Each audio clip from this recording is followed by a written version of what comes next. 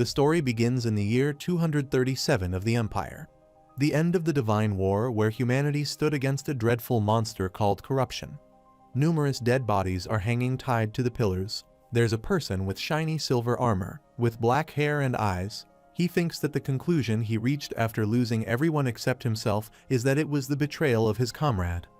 There's another person wearing gray armor, and he has brown hair and blue eyes. His name is Oliver. There are numerous dead bodies of soldiers on the battleground. The man in the silver armor clenches his teeth, and he tells Oliver that they fought for him when they helped him unify the continent. Even when they held up the divine trust and faced corruption, not fearing death, it was all for him. Oliver is on his knees. The man asks Oliver why he betrayed them. He tells Oliver that he can't die just yet because his comrades who died because of him would scream from their graves. Oliver speaks and says, "Chiral." Suddenly he gets pierced in his chest by Chiral's blade. Oliver starts bleeding from his mouth and asks Chiral how did it come to this. Chiral pulls out the sword, and Oliver falls to the ground. Chiral says that Oliver couldn't drop his pretentious act even in his final moments. The man in the silver armor, who led countless wars to victory, is the holder of the title Sword Saint, Guardian of the Empire, and his name is Chiral Majiver. Chiral thinks that, as of today, he has become a traitor who killed his emperor. Some soldiers look at Chiral and say, "There's the traitor, kill him." Someone appears behind Chiral and asks him if he has become a traitor to the Empire. The person has long white hair. His name is Nardi Mog, the Platinum Dragon. Chiral thinks that, after 10 years of divine war, humanity fought against dreadful corruption, and the 10 of them, including him, fought, risking their lives for the Emperor. But what awaited them in their homeland after the horrific war was not a warm welcome but death. All his comrades were brutally killed by the Emperor. If he could change everything, he would even go to hell. Nardi Mog places his hand on Chiral's shoulder and asks what he will do now that his comrades are dead, and so is the Emperor. He asks Chiral if he is going to face his end just like this because history will remember it like this: a dog who betrayed the Emperor, someone who accepted the dirty immigrants from the north. But no one will know the truth that it was the Emperor who tried to assassinate the great sword saint, Chiral Majiver. Chiral thinks that, yes, he was betrayed by the person he risked his life to protect by his own hands. He wonders why Oliver tried to get them all killed. Chiral says that he will go back to the past, and to do that, he's going to the tower called Feral. Nardi Mog is surprised to hear that and asks if he is truly planning to go back to the past. After some time, Chiral reaches the gate of the Feral Tower. The gate opens, and a lot of monsters start rushing towards Chiral. Chiral moves swiftly and starts cutting down the monsters using his sword. After some time, he reaches in front of a gate. Nardi Mog thinks it's a place shrouded in death, but also a place where one can get a second chance. Even a dragon can't predict what is inside. He might have to fight creatures more fearsome than the monsters of divine trust. Chiral thinks that this is the only path left for him now. He starts passing through the portal and says that he'll rectify this twisted fate with his own hands. He will crawl up this tower even if his entire body crumbles, even if it takes an eternity to turn the tables. He will definitely return before it all began, to the point where he can change the future. After some time, Chiral opens his eyes and wonders where he is. He looks at his hands and sees that his father is sitting in front of him. Chiral thinks that he is sure that he is in Feral. He looks at his reflection and sees that he has traveled back in time. Chiral is riding on a carriage with his father. He is happy because he has finally returned, and it's right after he was adopted as a child by his father, Cruel. He thinks that he safely returned before the Divine War started. Cruel tells Chiral that leaving his homeland must be nerve-wracking, so he should first settle in at home. Cruel asks if there's anything he wants to do. Chiral thinks that it is not something that he wants to do, but something that he must do for his brothers and followers who died unjustly. Chiral thinks that now he possesses the power to change the future. Chiral tells his father that he wants to learn magic, and Cruel tells him that he should know that an immigrant can't use magic. Chiral says yes, that's why he needs it more. He thinks that swordsmanship alone is not enough. A bloody war is about to start soon, so he must also reach the top using magic. Chiral vows that he will not repeat the failures of his past life, and he will definitely change the future. While riding the carriage, Chiral insists that he wants to learn magic. and Cruel tells him that immigrants are born without magic. He tells Chiral that he must want to take his revenge on him because, under the Emperor's edict of heresy, he killed his tribe and his father. The reason he took him in is because he is a child of a great warrior, a child of Kaliak. Cruel says perhaps his answer to him will make him stronger. He tells Chiral to prove himself to him first and show him the talent that he learned from his father. They arrive at the MacGyver family mansion. Cruel tells Chiral to follow him and says that this place will be his new home. There are 5 boys standing in front of them. Cruel says that they are his new brothers. The boy standing in the middle introduces himself and says that his name is Mart MacGyver. Mart advances his hand to shake hands with Chiral. Chiral thinks that Mart MacGyver is the eldest and only biological son among MacGyver's children. During the Divine War, he died miserably. Chiral shakes his hand and says that he is Chiral. Cruel starts climbing the stairs and tells Chiral that he must be tired from the journey. He lets him show him where his room is. The boy with red hair tells Chiral that he is called Elliot, and the boy with yellow hair says that he is Jake. Chiral thinks that seeing their faces reminds him of the time when these two also died in the Divine War. Chiral thinks that he came back by his own will, climbing up from the hell of oppression, so he must prevent their deaths as well. He thinks that he'll change the future of these foretold deaths. Mart and Elliot are training their sword skills in the morning. Elliot asks if, even if it's father's will, an immigrant is a bit much. He tells Mart that bringing the enemy that they should kill is the same as defying the Emperor's command. Mart pushes him back and says that he thinks too much. Mart rushes towards Elliot and strikes the sword out of his hands. Mart points his sword at Elliot and tells him that they are all in the same boat. He puts down his sword and says since his father brought him, he is their youngest brother. Elliot thinks that Mart is even accepting immigrants. He is indeed their brother, and there's no one more suitable for the family head than his brother. He thinks that Mart is the true heir of their family. Another brother tells Mart that no matter what, he's still an immigrant. Mart replies that he knows his dislike for immigrants, but there's no need to be cautious. They will have to see whether saving that child is more valuable than obeying the Emperor's edict.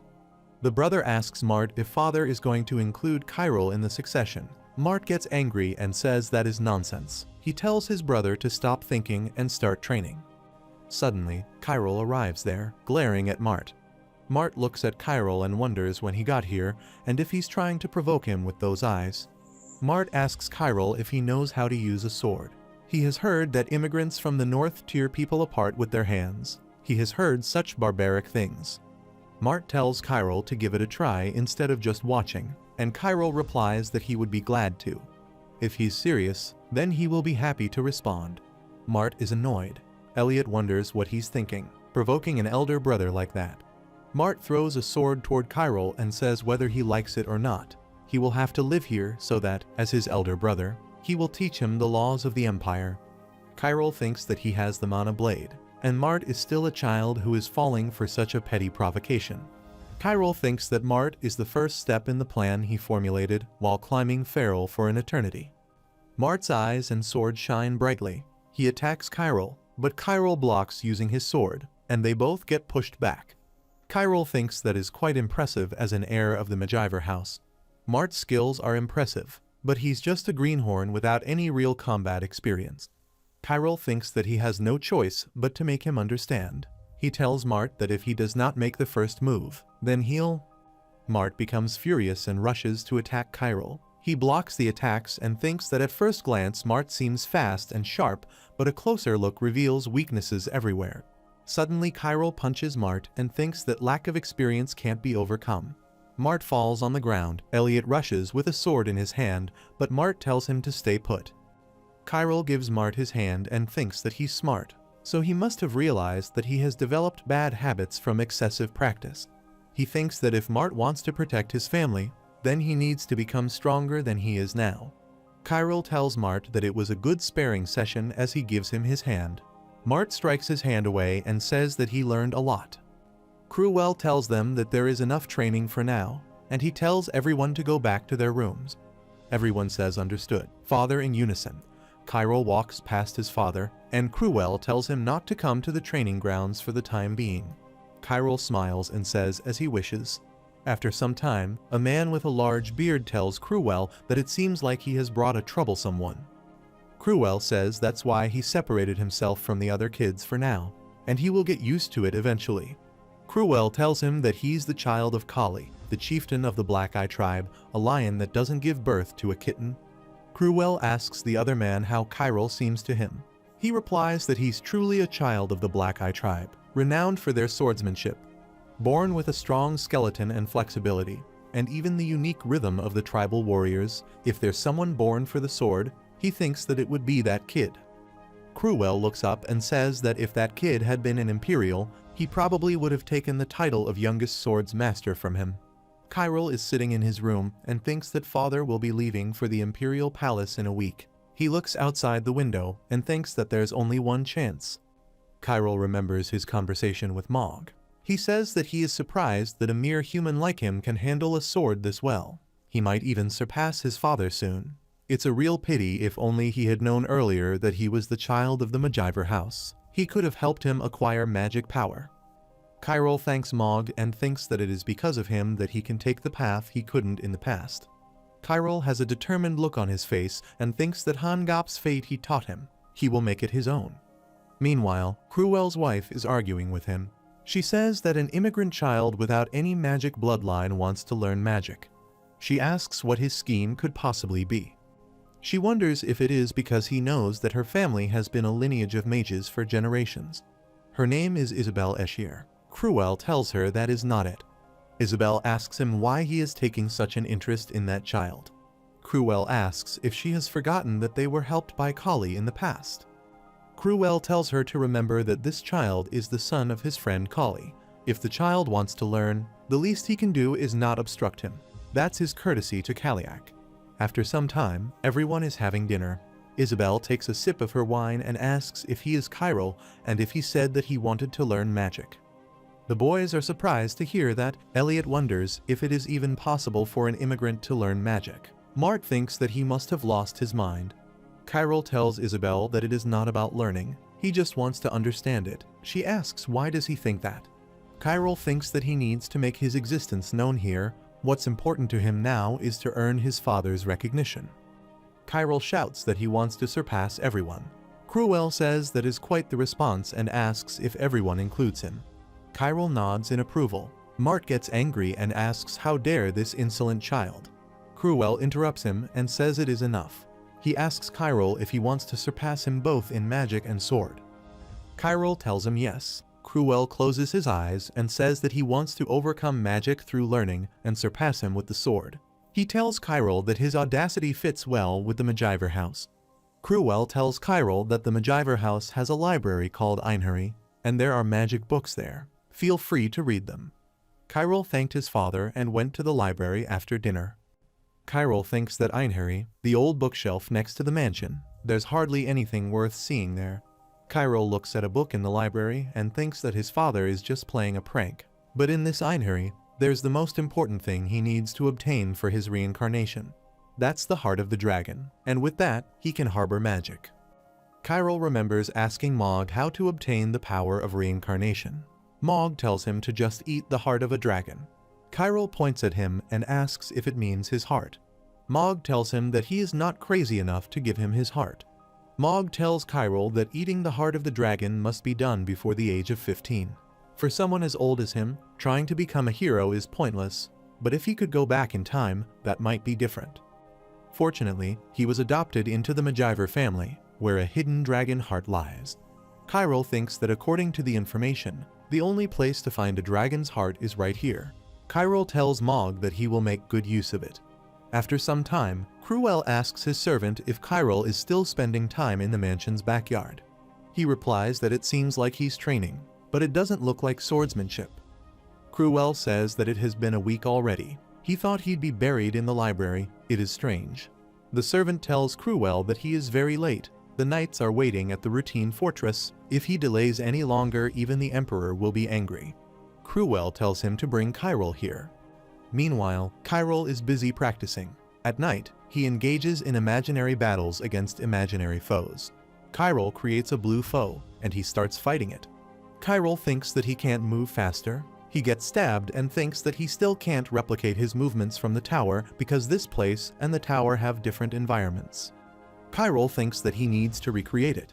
He needs to regain that sensation and reach the pinnacle of swordsmanship. But there's no need to rush.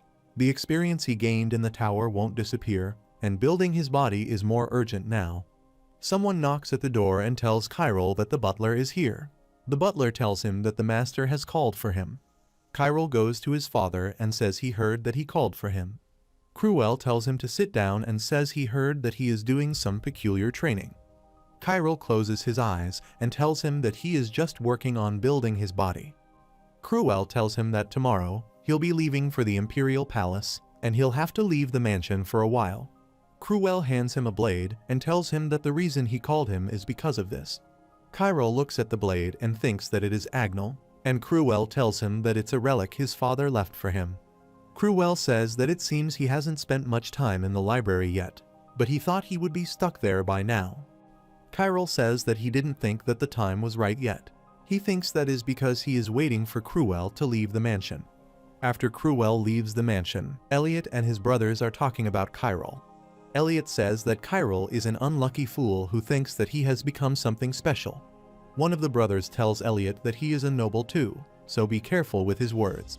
Besides, it's something their father allowed. Elliot replies that he saw what the master did to him. Moreover, as soon as the master leaves for the palace, he locks himself in the library. Mart tells Elliot that he understands his dissatisfaction, but let's keep it moderate. Mart asks Tyrion what he thinks. Tyrion says that mana is the condensed energy of the body and the external world, but one needs mana within his body to gather it. However, immigrants don't have what's called mana blood, so it's not a matter of whether they can learn magic or not. It's impossible for someone who can't even sense mana to understand the structure of magic, so Chiral will give up in a few days. Chiral is looking at the books in the library. He thinks that this mansion belongs to the Magivers, but it wasn't built by the Magivers. The mansion and the library were both built by the Aesir family. Kai Aesir, the great magician who laid the foundation of the Empire 250 years ago, was the first dragon hunter. He hid the heart of the dragon here in Einherry, but no one has been able to uncover Einherry's secret, or should he say that no one has been able to understand Kai Aesir's twisted personality. He created a barrier with an absurd condition, but the more he looks, the more amazing it gets. They're all books related to the Edict of Heresy from 250 years ago. It is somewhere here. Chiral pulls out a book, and a secret door opens. He thinks that Kai Aesir made it so that only those without mana can find this door. He made it undetectable by the citizens right in the middle of the Empire, so it could survive all this time. Kai Aesir is an incredible human who was recognized by the dragons. They say one is a great magician if he can open 8 out of the 12 mana points in his body, but he opened 9. Chiral finds the box and says no matter how amazing he is, a human can only have one attribute, but the heart of a dragon contains all attributes. If, by some chance, a human consumes it before turning 15, and if they can absorb the power within the dragon's heart, they could become something beyond human. Chiral eats the dragon's heart, and suddenly, he feels an enormous power surging through his veins. He thinks that it is not a power humans can handle. After some time, Chiral opens his eyes and wonders where he is. He is naked, and he can hear someone's voice. Chiral looks back and sees an old man with a staff in his hand. He says, at last, they meet Lysiria. Chiral realizes that this is the residual memory of dragon Lysiria. Lysiria asks Kai why he hunts dragons when they are the same kind. Kai asks how humans and dragons can be the same, and he tells Lysiria that it talks too much. Lysiria tells him to shut up and starts attacking using blast breath. Chiral thinks that with such a breath no one will survive. He wonders how did Kai manage to slay this dragon.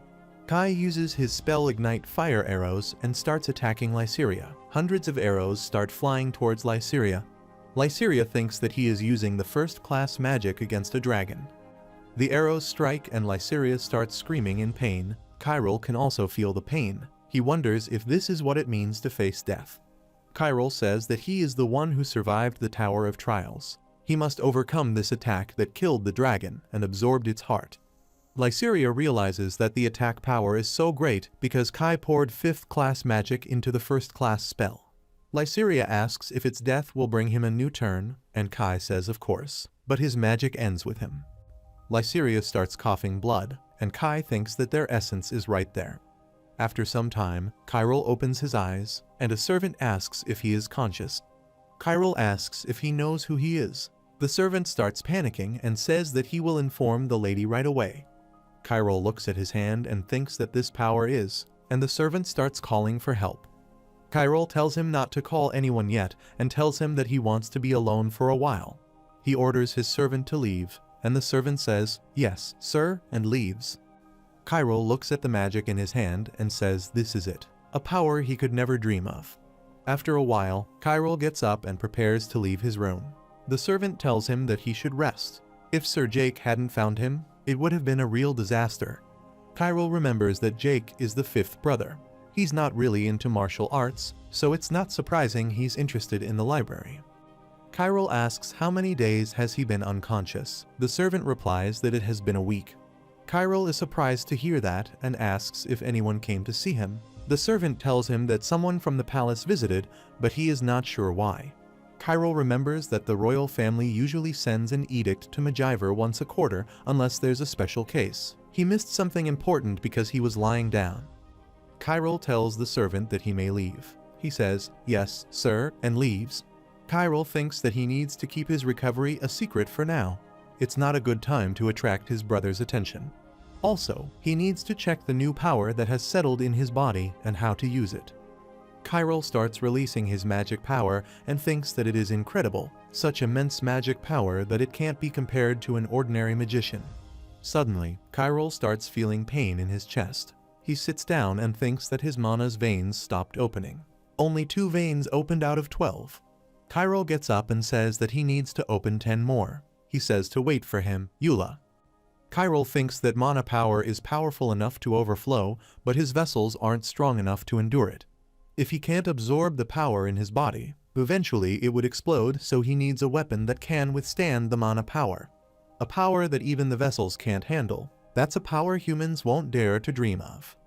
Kyril looks at his sword, Agnel, the relic left by his father. Kyril picks up the sword and unsheathes it. He thinks that a foreign weapon that can withstand mana's power would be enough to act as a foundation. Kyril goes into the forest to practice with his sword.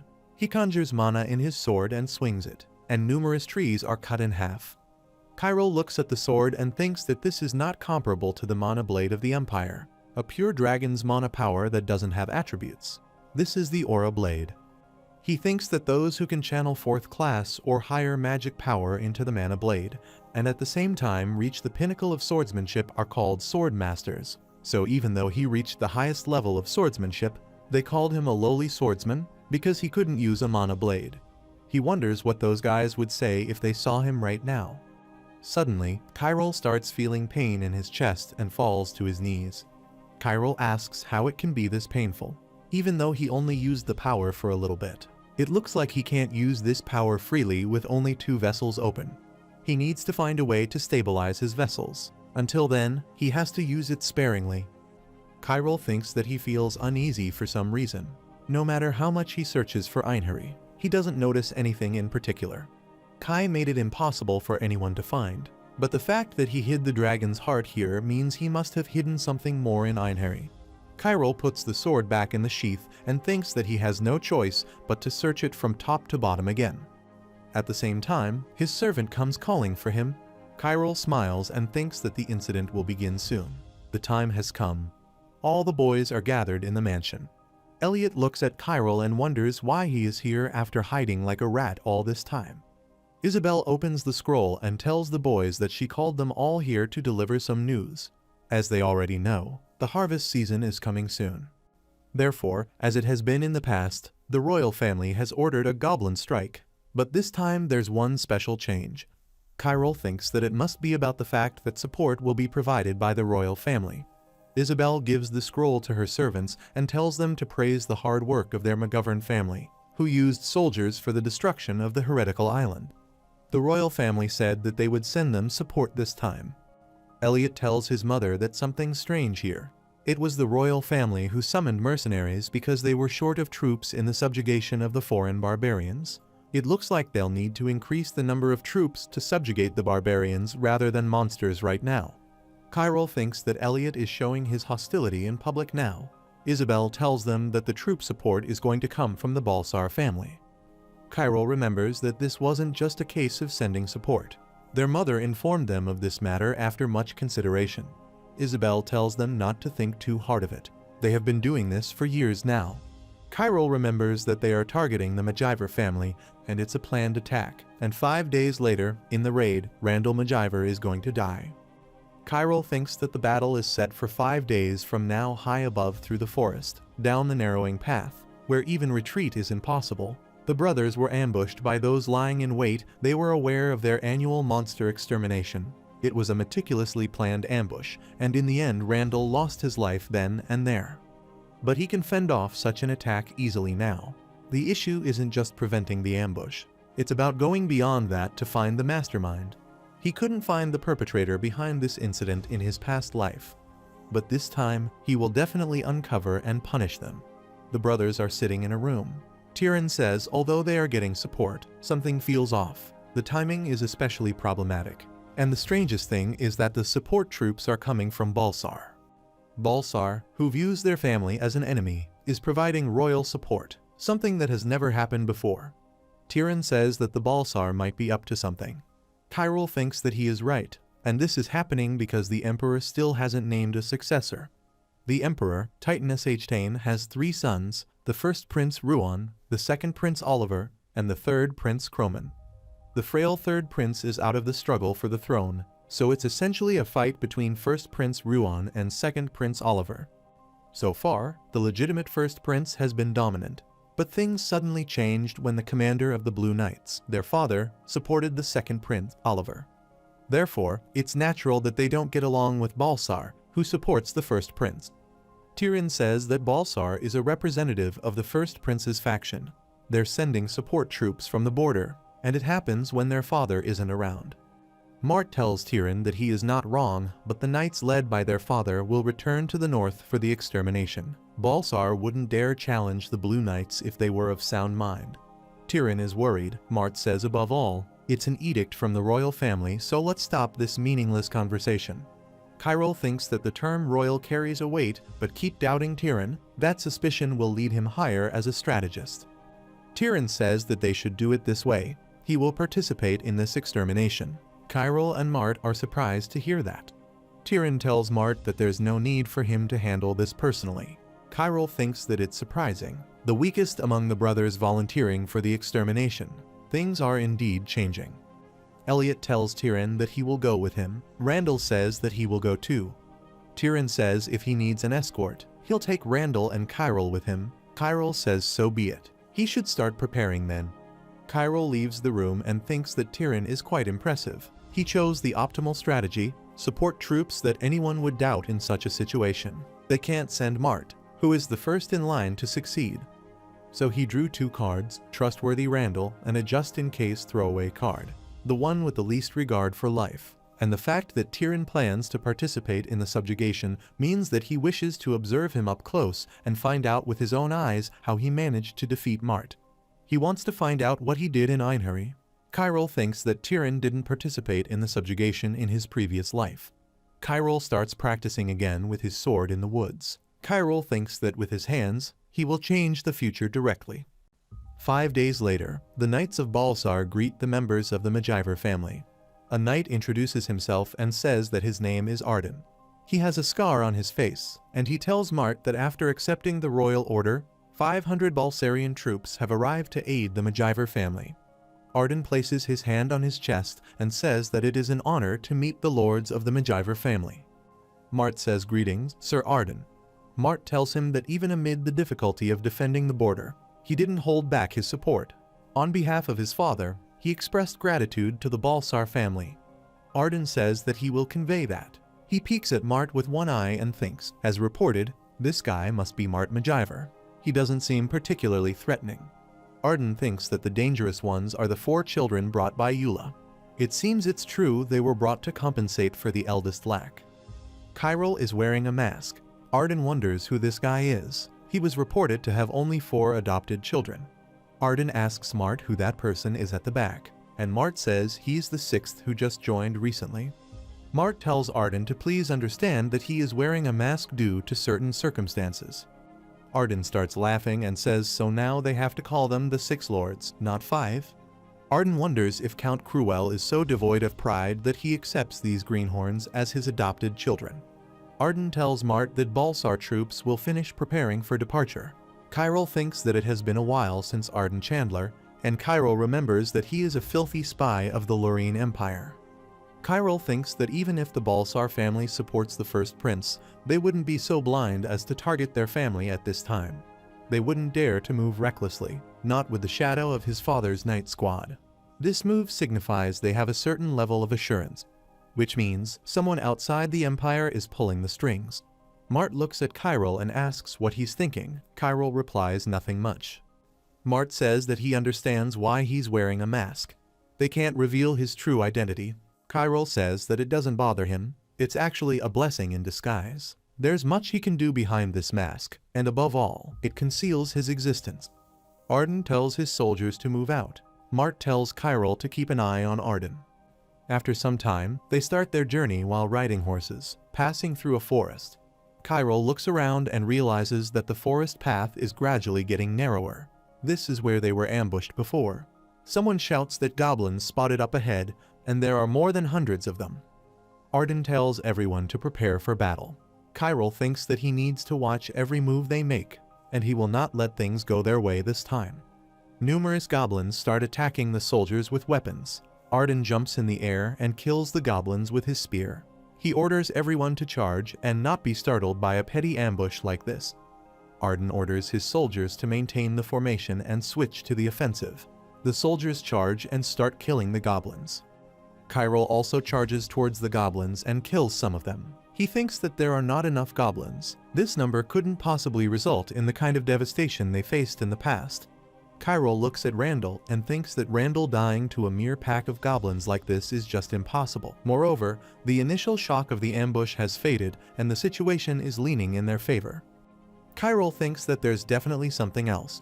Suddenly, there's a massive attack, and soldiers start flying everywhere. Tyrion is surprised to see an attack from behind. A large green monster is killing the soldiers.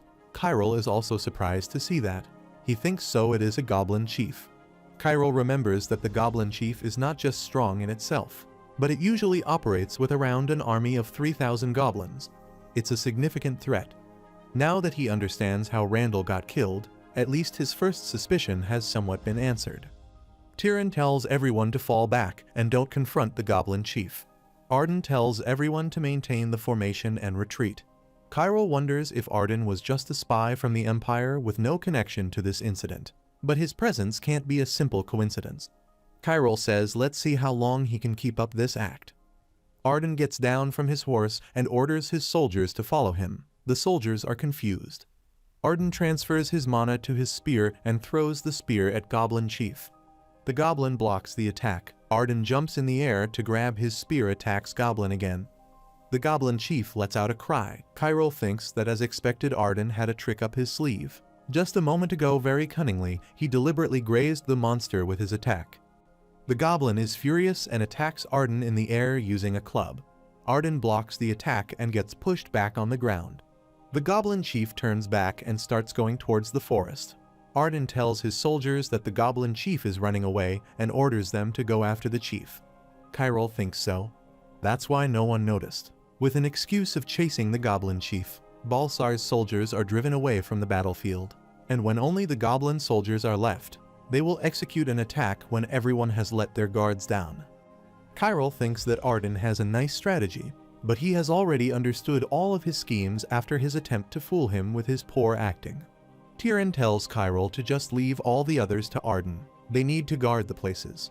Kyril replies that he is not going after the monsters, he is going after Arden. After some time, Arden and some of his soldiers are riding deep into the forest. Arden stops and tells his soldiers that he will go after the goblin chief, so they should split into 2 groups and take care of the remnants. The soldier asks if he is going alone. Arden says if there is the goblin chief, then it means there is also the mastermind or shamans taking care of everything. They need to clear all the remaining ones completely. He asks if they don't believe in him to finish all of them by himself. The soldier apologizes and says that he didn't mean it like that. Arden leaves, and after a while, he finds the Goblin Chief. Goblin Chief is hurt, and it's bleeding from the shoulder. Arden gets down from his horse and says that he will beat them all by himself. A man covered in bandages appears out of nowhere, and he welcomes Arden and says that they have been waiting for him. Arden tells him that the little ones from the MacGyver family turned out to be good at fighting. First of all, he asks Green Goblin to go away. The man in bandages orders the Goblin Chief to go away, and Kyril tells Arden that he has been fighting too hard. Arden turns around and sees Kyril standing there. Kyril tells him to at least give them the right content details, wooden cloud. Arden asks how he knew that as he points his spear at Kyril. Kyril says that it is such a shame that he doesn't know him. Kyril tells him that he is here to check and confirm because he also hasn't gotten any reports about him, and he doesn't care if he doesn't believe him. But he also has things to do with the MacGyver family. Kyril asks if he is following Arden Chandler. Arden thinks that he also knows his full name and wonders if he is indeed from the cloud. Kyril says that person is controlling the Goblin Chief, meaning that he must have spent a lot from the root, and he bet the shamans are hiding around this place. Kyril places his finger on his mouth and says apologies. He was too much. He should have been more careful, as clouds should protect their own secrets. Kyril says that he hopes Arden understands since this is a special case, and he has responsibilities to complete as well. Kyril says the branches should just do what they were asked, and the stems are responsible for reporting to the roots. Arden thinks that now he is sure that Kyril is one of them. Arden tells Kyril that on the opposite side, there are goblins hiding, waiting to execute an ambush. When he gives a signal, he will move to the MacGyver soldiers' place to attack them immediately, and the charm from the root will help them. The man in bandages is wearing the charm around his neck. He says from controlling the goblins to sending signals, this charm will do all of them. Kyril says that it is such a relief to hear. He grabs his sword, saying that means they just need to handle the hassle. Kyril cuts off the arms of a man in bandages instantly. Arden asks what the hell he just did. Kyril says since they have more time now, they should take care of them one by one. Arden asks where he came from. Kyril starts releasing mana in his sword and says what a fantastic opponent he has here. Kyril thinks that after all this time, perhaps he finally has an opponent with whom he can fully radiate his charm. Arden thinks that he has never seen a blade like that before. It's an unknown entity, and both its attributes and identity are a mystery. Kyril rushes and swings his sword at Arden. Arden blocks the attack using his spear. Kyril jumps on a nearby tree and past Arden. Arden thinks that he is fast. Kyril rushes towards Goblin Chief and cuts it in half. Blood starts pouring out. Arden is shocked to see that one hit took down the Goblin Chief. He wonders what kind of monster this is and where he came from. Kyril rushes towards Arden. Arden attacks him using his spear, but Kyril easily dodges the attack and cuts off his arm. Arden is shocked as he falls to his knees. Kyril thinks that although there is still much to be done, his swordsmanship can currently manage this level of power, but his proficiency with explosive magic is still lacking. Kyril walks towards Arden. Arden is in pain as he's holding his wound. Kyril tells him to answer him if he knows anything about Root. Arden asks if he thinks someone like him would answer. Kyril grabs his sword and says, obviously, he wouldn't, then stabs Arden again. Arden starts screaming in pain. Kyril says let's change the question then. He asks what he was instructed to do once this is over. Arden asks if he thinks that he would respond to any of his questions. Kyril replies that he wasn't expecting to hear the answer from him, and he tells Arden that he is just a perfect example. Kyril beheads Arden. He turns around and says that the sorcerer over there is not used to pain. The sorcerer is shocked to see Arden's severed head, and he orders the goblins to attack Kyril. But all the goblins start running away. Kyril warns the sorcerer that he will only ask him once. After some time, Kyril returns from the forest to his house. The sorcerer walks behind his horse, which is tied with ropes. Tyrion looks at Kyril and asks what happened in the world and what happened to the Goblin Chief and Lord Arden. Kyril tells him that they were attacked by goblins. Regrettably, Lord Arden was killed by the Goblin Chief, and Kyril is carrying Arden's head in a bag. Tyrion asks what he is talking about. Chiral says it wasn't a simple ambush. He throws the sorcerer on the ground and says it was an assault to subjugate the Magiver family. Tyrion is surprised to hear that Chiral tells Tyrion that this guy is the sorcerer controlling the goblins, and after verifying his identity, it turns out he's from the Lurien Empire. Chiral says now that their command structure is in chaos, the goblins are probably confused, so it's time to make a decision. If they leave it as is, those goblins will cause massive damage to the nearby villages. Chiral asks the lieutenant of the Balsar family if he will take up the command because his commander is dead. The lieutenant replies, "Yes, sir." Chiral tells him that he will not be blamed if he decides to retreat, as both the goblins and Balsars are in chaos after losing their commanders. The lieutenant replies that if they retreat now, the Count will not let it slide.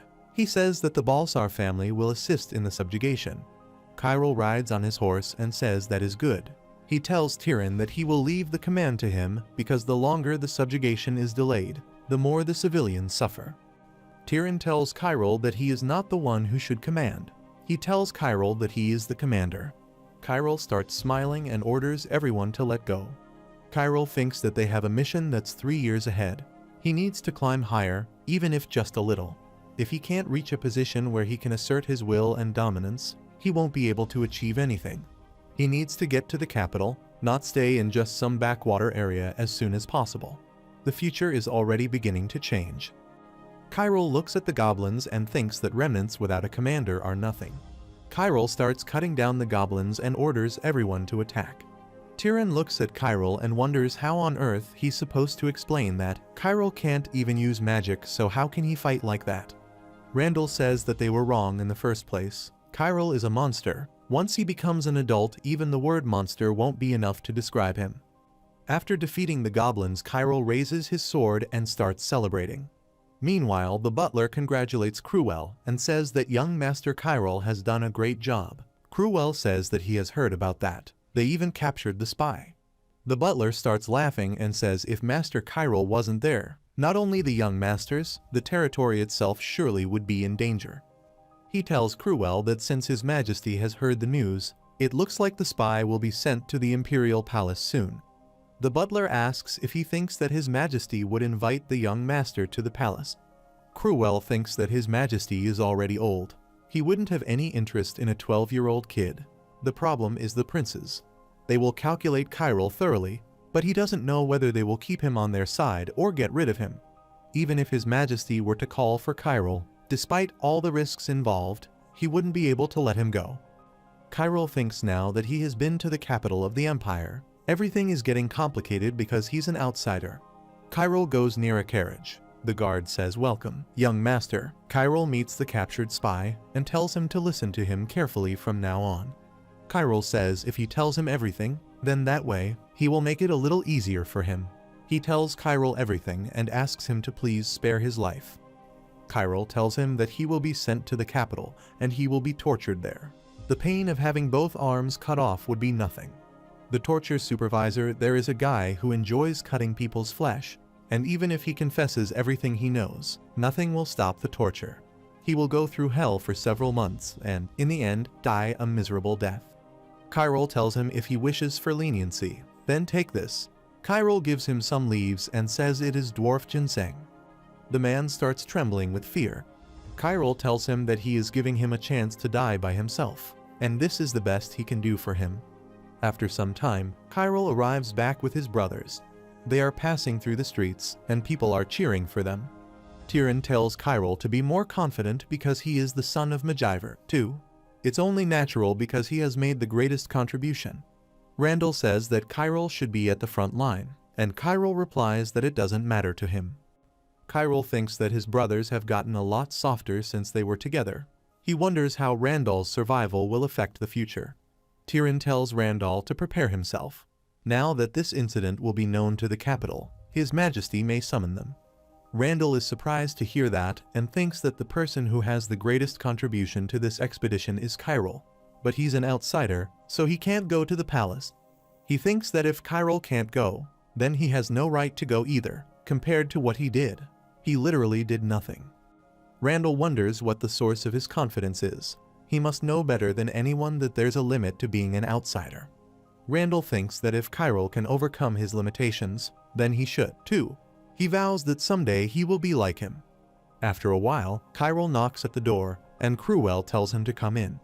Cruel welcomes him and says that he has done a great job. Chiral says that he was just lucky. Cruel replies that getting lucky is also a skill.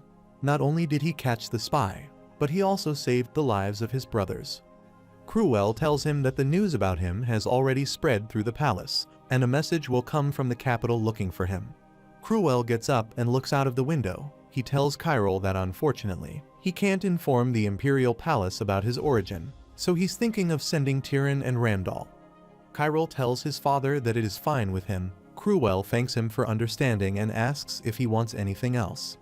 Chiral tells his father that he would like to get a passing permit. Cruel is surprised to hear that and asks if he wants to leave the mansion. Chiral says that is right. Cruel asks if he doesn't like living here, or if he is disappointed about this. Chiral says that is not what he means, he just wants to see a wider world. Chiral thinks that in order for him to be involved in the events that will happen in the future, the most important thing is to gain freedom. Cruel tells him if that's what he means, then he can take this. He gives Chiral a badge and tells him that it's a stamp that's only given to those who carry a mission from him. He can pass all the checkpoints of this empire, but his identity cannot be known. Cruel apologizes for not giving him credit for his hard work. He places his hand on Chiral's shoulder, and Chiral says that it is more than enough for him. Suddenly, the butler barges into the room and tells Cruel that there is a big problem. The prisoner killed himself. Cruel is shocked to hear that and asks what did he say. They both arrive at the scene to inspect the dead body.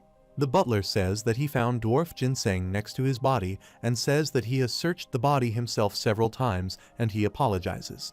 Cruel says that he knows it is hard to believe he made a mistake. He tells the butler not to be too hard on himself. The butler says that they are in a pickle, people from the imperial court will be here soon.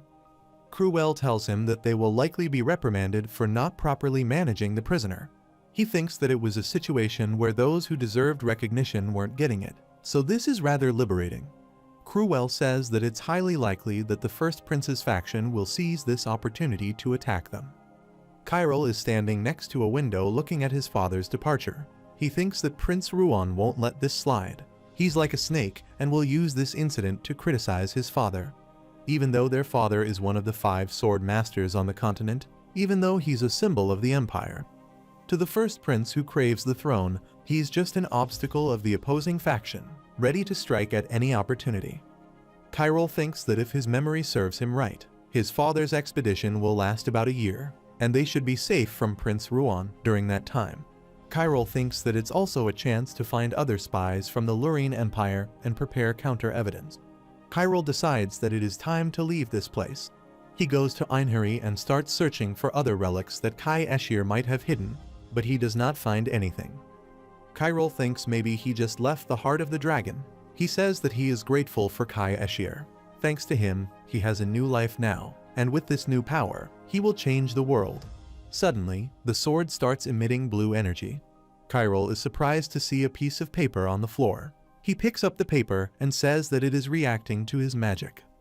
Chiral remembers that this was inside the box where he found the heart of the dragon. He reads the paper, and it says if one fears death, then give up his search. Chiral wonders if this is another clue. The paper starts floating in the air and disappears. Chiral starts smiling and says that Eshir did hide more things here. At the same time, a voice comes out of nowhere and says, "Welcome, stranger, to the one who has seized power within the heart of the dragon, who has mastered the dragon tongue magic. Only such a person could trigger his magic. And to the greedy one who has returned here, he likes their kind." Chiral pulls out his sword and thinks that it is a doubly hidden treasure, but he has managed to fulfill such stringent conditions. The voices tell Chiral that dragon magic is pure magic. It's a power that no one else possesses, a power that even he couldn't attain. How he develops that power is something only he can know. He'll naturally use magic the way he's most familiar with. Chiral smiles and says yes, he chose the sword. The voice tells Chiral that the thing he's most awkward with will lead him to the ultimate truth. And the voice tells Chiral that he has another gift for him. A box of jewels appears out of nowhere. Chiral sees that there's a snake bracelet inside the box. Kyril is about to pick it up, but suddenly the snake jumps towards his arm and Kyril gets scared. The bracelet wraps itself around his wrist. The voice tells Kyril that it is a bracelet of greed and it can drain magic. To normal people, it would be a cursed item, but not for him. Eshir's spirit appears and tells Kyril that he is lucky. If it wasn't for that bracelet, he wouldn't be able to control the surging magic blood. He would probably explode and die within a month. Kyril is shocked to hear that. Eshir tells Kyril that he is the only human who ever reached the 8th class, but he has attained the heart of the dragon, something even he couldn't get, so don't be satisfied with just this. He tells Kyril to surpass him and reach the peak that no one else can. Eshir tells him to revel in his power. He is more valuable than anyone else, so don't be a loyal servant to the king, and don't be under anyone. Kyril starts laughing and says yes, he doesn't need to take up the trust and become a knight of the empire once more. He doesn't wish to kill his best friend while doing that. Kyril thinks that he has the power of a dragon, but he is still trying to fight while being tied to the empire. He doesn't need to do that. Kyril puts a hand on his head and says that he has finally realized that he just needs to do what he wants, and he wants the whole empire to recognize him. Kyril changes the color of his hair to yellow with magic, and he charges his eyes with blue. Kyril vows that in a world divided between outsiders and imperial citizens, he will overturn it all. He says that the day he meets Oliver again, he won't kneel before him, but he will meet him with an equal gaze. Kyril opens the door and says that Kai Eshir is right. He will not be under anyone starting now. Meanwhile, at the Imperial Ecliptic, at the Imperial Garden, Ruan asks the Empire's Prime Minister, Bryn Einik, what he thinks. Einik replies that he thinks it's too early to make a judgment. There's not enough information yet, and with the spy dead, there's no way to get more information. He says that negligent officials should be punished. The Empire's Crown Prince, Ruan Stellan, is sitting on a chair. He says that he never expected to see such an aggressive move from the Lurien Empire, and it's happening in the territory of the Imperial Sword, Cruel Majiver. Einik says the Lurien Empire sees their empire as a thorn in their side, and they expected them to make a move. Ruan says it is because they have made so many enemies. They are the losers of the continent, so they have no choice but to deal with it. Einik says that they need to investigate if this is related to the southern kingdoms like Astan, Travenel, and Penria, and even the 3 kingdoms in the east. Ruan tells him that it is up to him to handle, and by the way he heard that the spy was caught by a child. Einik replies that it was said that the child was Cruel's newest pupil. He is only 12 years old. Ruan says that is impressive. It's remarkable that Cruel took in such a talented child. His vision is pretty remarkable, and it's a pity that the child has different aspirations. Einik says even if he's talented, he's just a child. If he cooperates with them first, they can easily make him one of them. Ruan says that is true. Not all children follow their father's will, like them, for example. Einik says that there is something strange about this. The 6th son of the Viscount who caught the spy isn't at his mansion right now. Ruan asks if the palace didn't take him in. At the same time, someone else arrives there and says Sir Ruan. He has come to pay his respects. He is the 2nd prince of the empire, Oliver Stalin. Ruan tells his brother that they have never cared about such formalities before, and Oliver tells him that it seems like the palace will be empty for a while. Ruan asks what he wants now. Ruan tells Oliver that with or without him, the palace has and will always be peaceful, like it has been so far, and it will continue to be. Oliver asks Ruan if he knows about a person called the Slave King. Ruan asks if he's the guy who helped slaves and immigrants escape a few years ago. They say he became even more active after the heretic extermination order. He says that calling a thief king is just ridiculous. Oliver says that is right, but he heard that the man had been caught recently. Ruan is surprised to hear that and asks if that is true. Oliver says that Viscount Haroun arrested him. Ruan asks if there's any reason for him to know such trivial things. Oliver says no, he just wanted to pass on the news. He thought that his brother should know. Ruan stands up and asks if he is going to see that slave king. He tells Oliver that it is pointless and says that he is wasting his time. Ruan tells Oliver to be on his way. Oliver replies that he will and leaves. Meanwhile, Kyril is riding on a horse. He stops and says, "Let's take a quick break here." Kyril gets down from his horse and starts drinking water. He thinks that they are almost at the edge of the Macgyver's territory. By now, there must have been some commotion. But no, his disappearance may not mean much. Chiral thinks that he has to move forward now. His first target is to gather evidence of Lurian Empire spies within the next 6 months, and his second is learning advanced magic. The magic books in Einherjar only have low-level spells. He has not opened more of his magic blood veins yet, but he can still use magic thanks to the bracelet. He has a foundation for learning advanced magic now. He just needs to find a place to study it more properly.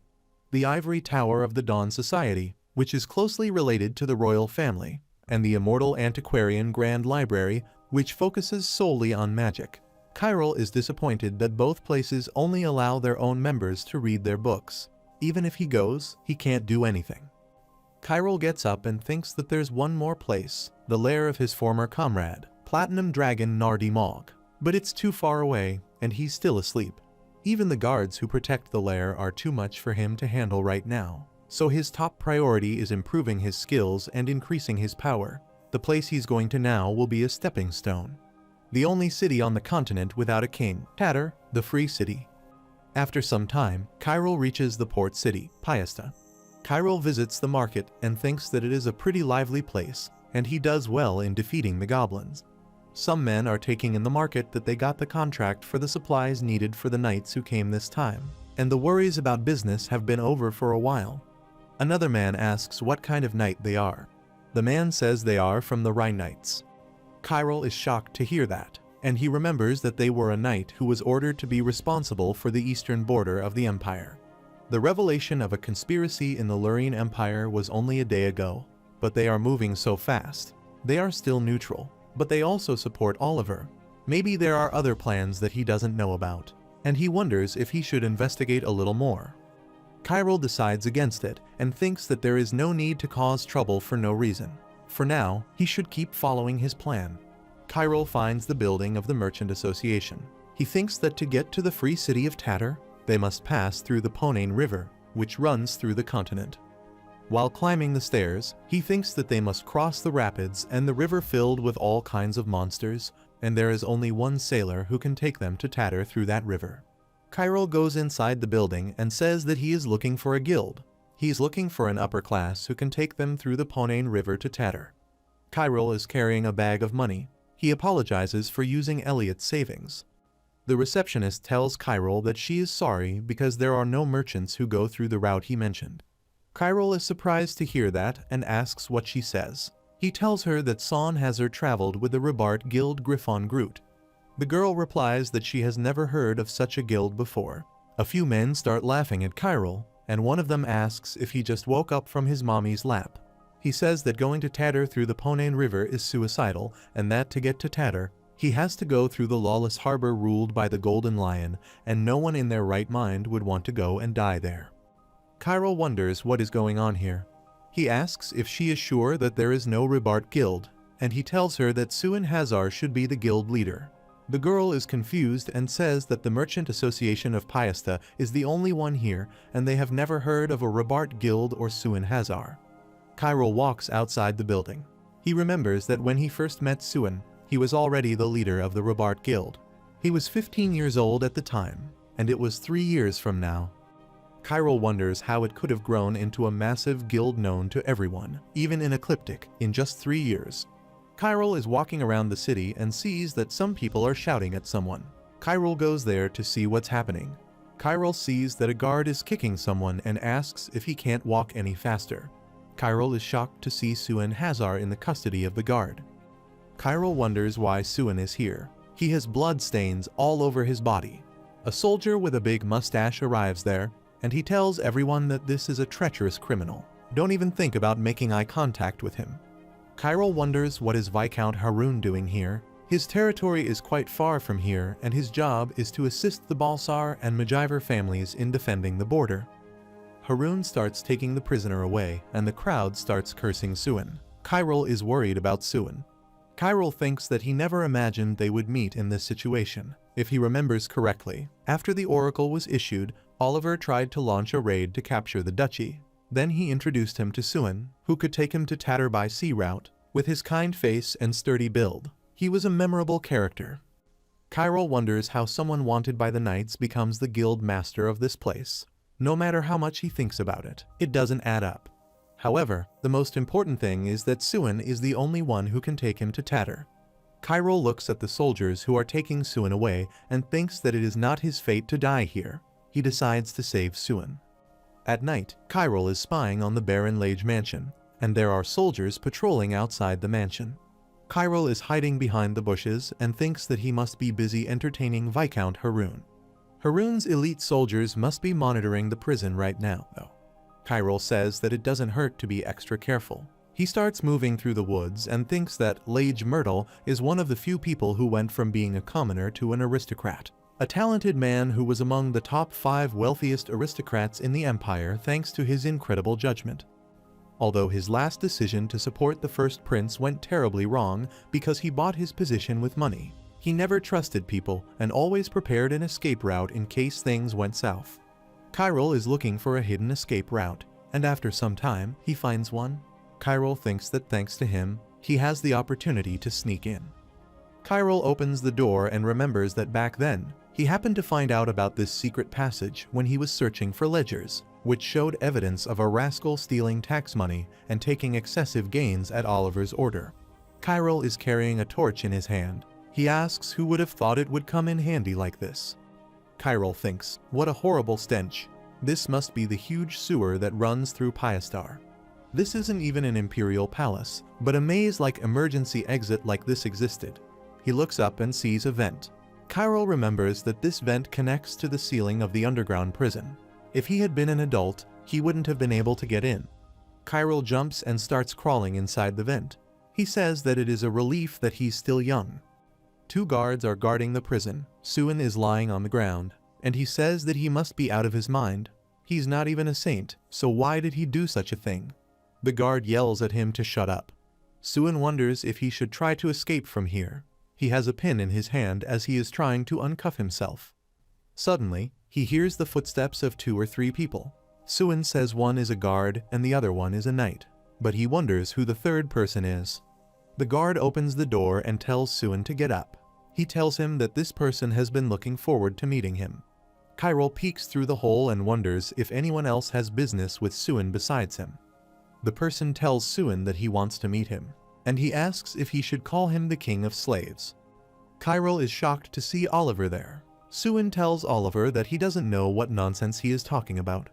Oliver tells him that is what the immigrants are calling him even before his father passed the Edict of Heresy. The immigrant's hero who has been sending the Empire's slaves to the north or to the free city Tatter with his elusive skills. Chiral wonders if that is why the power of the King of Slaves disappeared after the Edict of Heresy was demolished. Chiral says that he understands now that Oliver joined hands with the King of Slaves. Oliver tells him that he will get straight to the point, and he tells Suin to help him. Suin says that he doesn't understand. He asks what a lowly subject like him could possibly help him with. The knight grabs his sword and asks how dare he speak to Oliver like that. Oliver tells him to stop. Suin tells him that he must be the son of a great man and asks if he is the first or second. He says that the rumor has it the third one is coming soon. Oliver is disappointed and says that he thought he was pretty well known. He tells Suin that he is the second prince, Oliver Stellan. Oliver gets on his knee and tells Suin that he wants to save the immigrants, and as he knows, the immigrants in the north are dying. Oliver says that he thinks that all lives are equal, both immigrants and their empire's civilians, and that's why he wants to save them no matter what. Chiral is furious and thinks that Oliver always pretended to be like that the uprightness and pure appearance of a wise king was what inspired him in his previous life. Suin starts smiling and says don't joke with him, His Highness. Suin tells Oliver even if he's the prince, that's impossible. The knight is furious and draws his sword. Oliver tells the count to stop. Chiral thinks that the old man is Count Jarvant Ledak, the sword instructor of the 3 princes and the leader of the Red Knights, one of the royal bodyguards, an excellent swordsman who doesn't fall behind the best knights of the empire even at the age of 70, and he's one of the 5 people who continue to roam the battlefield after the oracle. It'll be annoying if they get tangled up with him. Oliver asks Suin why it is impossible. Suin asks if he knows how much it takes to save one immigrant. It's 5 gold per person, enough money for an imperial citizen to live for 5 months. He tells Oliver only the person who paid him that amount of money can cross the river. Oliver tells him that if he needs money, he will give him all he needs. Suin asks Oliver if he knows what kind of place Tatter is. One has to give 4 golds to the golden lion who rules that lawless port, and the remaining 1 gold is the price of their life. One will live if it's head, but if it's tails, then one has to die. Suin asks if this is a problem that can be solved with money. He tells Oliver that for someone who has everything like him, he can't imagine how many times he has taken them by his hand and watched them die. He has never saved those people. Suin tells Oliver that he wants to save them, but he can't. That's why he should stop calling him by that damn king of slaves name and get lost. Suin has a red eye, and the other one is blue. Kyril is surprised to see his red pupil, and he remembers that Suin always wore an eye patch in his previous life, so he was never able to see his left eye. That red eye is proof that he is a survivor of the Augie tribe that the Empire wiped out long before their clan. Now he understands why Suin detested the Empire that much. Suin tells Oliver to kill him or spare him. He doesn't care, but if he truly wants to be a saint and save the immigrants, then at least give him Tatter, a land that those people can live on. Kyril thinks that he only thought he was a master of the competent merchant guild, but he didn't know there was such an inside story. Oliver tells him that it looks like he still needs some more time. However, he is not going to give up on him. It's too much of a waste if he dies like this. Oliver tells him that they will meet again and leaves. Kyril thinks this is the reason why Suin hated the Empire but followed Oliver, as he wanted Oliver to withdraw the Edict of Heresy. Kyril thinks that he knows very well how Oliver will eventually change when he becomes emperor. Kyril says that he won't let that happen this time. After a while, Kyril opens the door of the prison and asks Suin if he is done. He tells him that he's going to hire him. Suin uncuffs himself and asks who the hell he is. Kyril shows him the gold coins and says it is fair to cross Ponain. Kyril throws the coins on the ground and says that after hearing what he said, he doesn't need it anymore since he's not going to give anything to the golden lion. Suin grabs his head and asks if this is a prison or an inn. First Prince, and now this strange kid is bothering him. Kyril tells Suin if he agrees, then he will give Tatter to him. He is shocked to hear that. Kyril tells him to follow him, and they start running to escape the prison. Suin wonders how this kid is going to give him Tatter, the free city that no king has ever obtained. Kyril turns around and tells him that he saved the immigrants, and they need a place to live, so he will go to Tatter and make it his own. Suin tells Kyril that even if that's possible, he will never join hands with the imperial hypocrites. Kyril says that it is no wonder he hates the Empire since the Empire always suppressed the immigrants. What's more, when the late emperor issued the Edict of Heresy, countless immigrants were killed, although Oliver ascended the throne and withdrew the Edict of Heresy 2 years later. Only a handful of immigrants survived then, and yet people still praised his benevolence and called him the Radiant Perfect King. Kyril wonders if Oliver really withdraws the Edict of Heresy for the sake of the immigrants. Kyril says that they can still save them, the numerous immigrants who died from the Edict of Heresy. Kyril tells Suin to help him. Suin replies that what the prince said was nonsense, but what he said was even crazier than that. Suin asks if he even has the power to free him right now. Kyril says that he is disappointed if that is all he wants. Suddenly, the guards arrive from behind. They say that the escaped convicts are over there, and Suin is scared to see the guards. Kyril smirks and says this won't even break a sweat. He draws his sword and says that Oliver missed his chance. Suin belongs to him now. Kyril attacks and breaks the prison wall. There's dust everywhere, and Kyril tells Suin to come this way. They start running towards the forest, and after running for time, they stop to catch their breath. Suin tells Kyril that destroying an aristocrat's mansion without hesitation will have severe consequences. Kyril turns his hair and eyes back to their original form. Suin is shocked to see Kyril tell him that he is an immigrant like him. Suin asks how he can use magic. Kyril asks if he wants to change the world with him, and he tells Suin to follow him. Suin wonders why his heart trembles so much at the words of this child. After some time, Kyril and Suin travel on a boat, and Kyril says that the raging currents of the Ponain River are truly remarkable. Suin looks at Kyril and thinks of climbing against these treacherous currents without batting an eye. He sure is fearless. He's dressed like a noble's child but is an immigrant, and he wields magic, too. Suin thinks that Kyril is no ordinary man. He tells Kyril that this is a rocky area, so hold on tight. He can't save him if he falls from here. Kyril tells him to stop worrying about useless things and just steer the boat. Suin thinks that a person who would break into the Marquia's prison isn't ordinary, and his energy is akin to the aura of a veteran warrior who has fought countless battles. Suin throws a hook at the nearby rock and ties the other end with the boat. Kyril looks at him and thinks that he's conquering these currents with sheer strength, without any aid of magic. He's indeed a talent that can't be missed. Kyril asks Suin what he thinks about the immigrants living on the continent. Suin tells him that they don't even spare them as slaves now because of the extermination order. Even though he's half-blood, he's oppressed just the same. If an immigrant's blood is mixed in, even a little, one is not treated as a human in the Empire. Kyril asks him about the tattoo on his wrist, and Suin tells him that it's nothing. It's the mark of the Augie tribe that lives in the northern marshlands. It's his mother's tribe. An immigrant woman and an imperial man fell in love. It sounds like a beautiful story in a book. Kyril thinks that there's bitterness hidden behind his anger, but he doesn't hide his emotions well. Suin starts walking towards Helm and tells Kyril to hold tight. They are about to make a rough move. The boat is surrounded by whirlpools. Suin cuts the rope of the hook and tells Kyril from now on, there won't be any dangerous sections until they reach Tatter. Kyril tells him that he is impressive as expected. Suddenly a monster appears in the river. Suin is scared to see the Water King and thinks that their luck is the worst. Kyril remains calm and tells Suin not to panic. The Water King is much bigger than that. That's just a river serpent. Kyril tells him that it's merely one of the many offspring of the Water King. The monster attacks them, but they jump backward. Kyril draws his sword, jumps toward the monster, and cuts its face in half. Suin is shocked to see that he killed the monster with a single sword strike. Kyril lands on the boat and tells Suin to set off. Suin is speechless to see that. After some time, they reach the artificial island, Tatter. Some boats are docked at the port. Suin tells Kyril that they have arrived and the only place to anchor is the lawless harbor. It's safe for him since he is a traitor, but it's dangerous for an outsider like him. Kyril asks if what he told Oliver was a lie because there's no way refugees could afford the hefty sum of 5 gold. And yet, the number of immigrant refugees in Tatter keeps increasing, which means he has been paying tribute to the Golden Lion and letting the refugees in. Suin is speechless. Kyril tells him that it is as he suspected.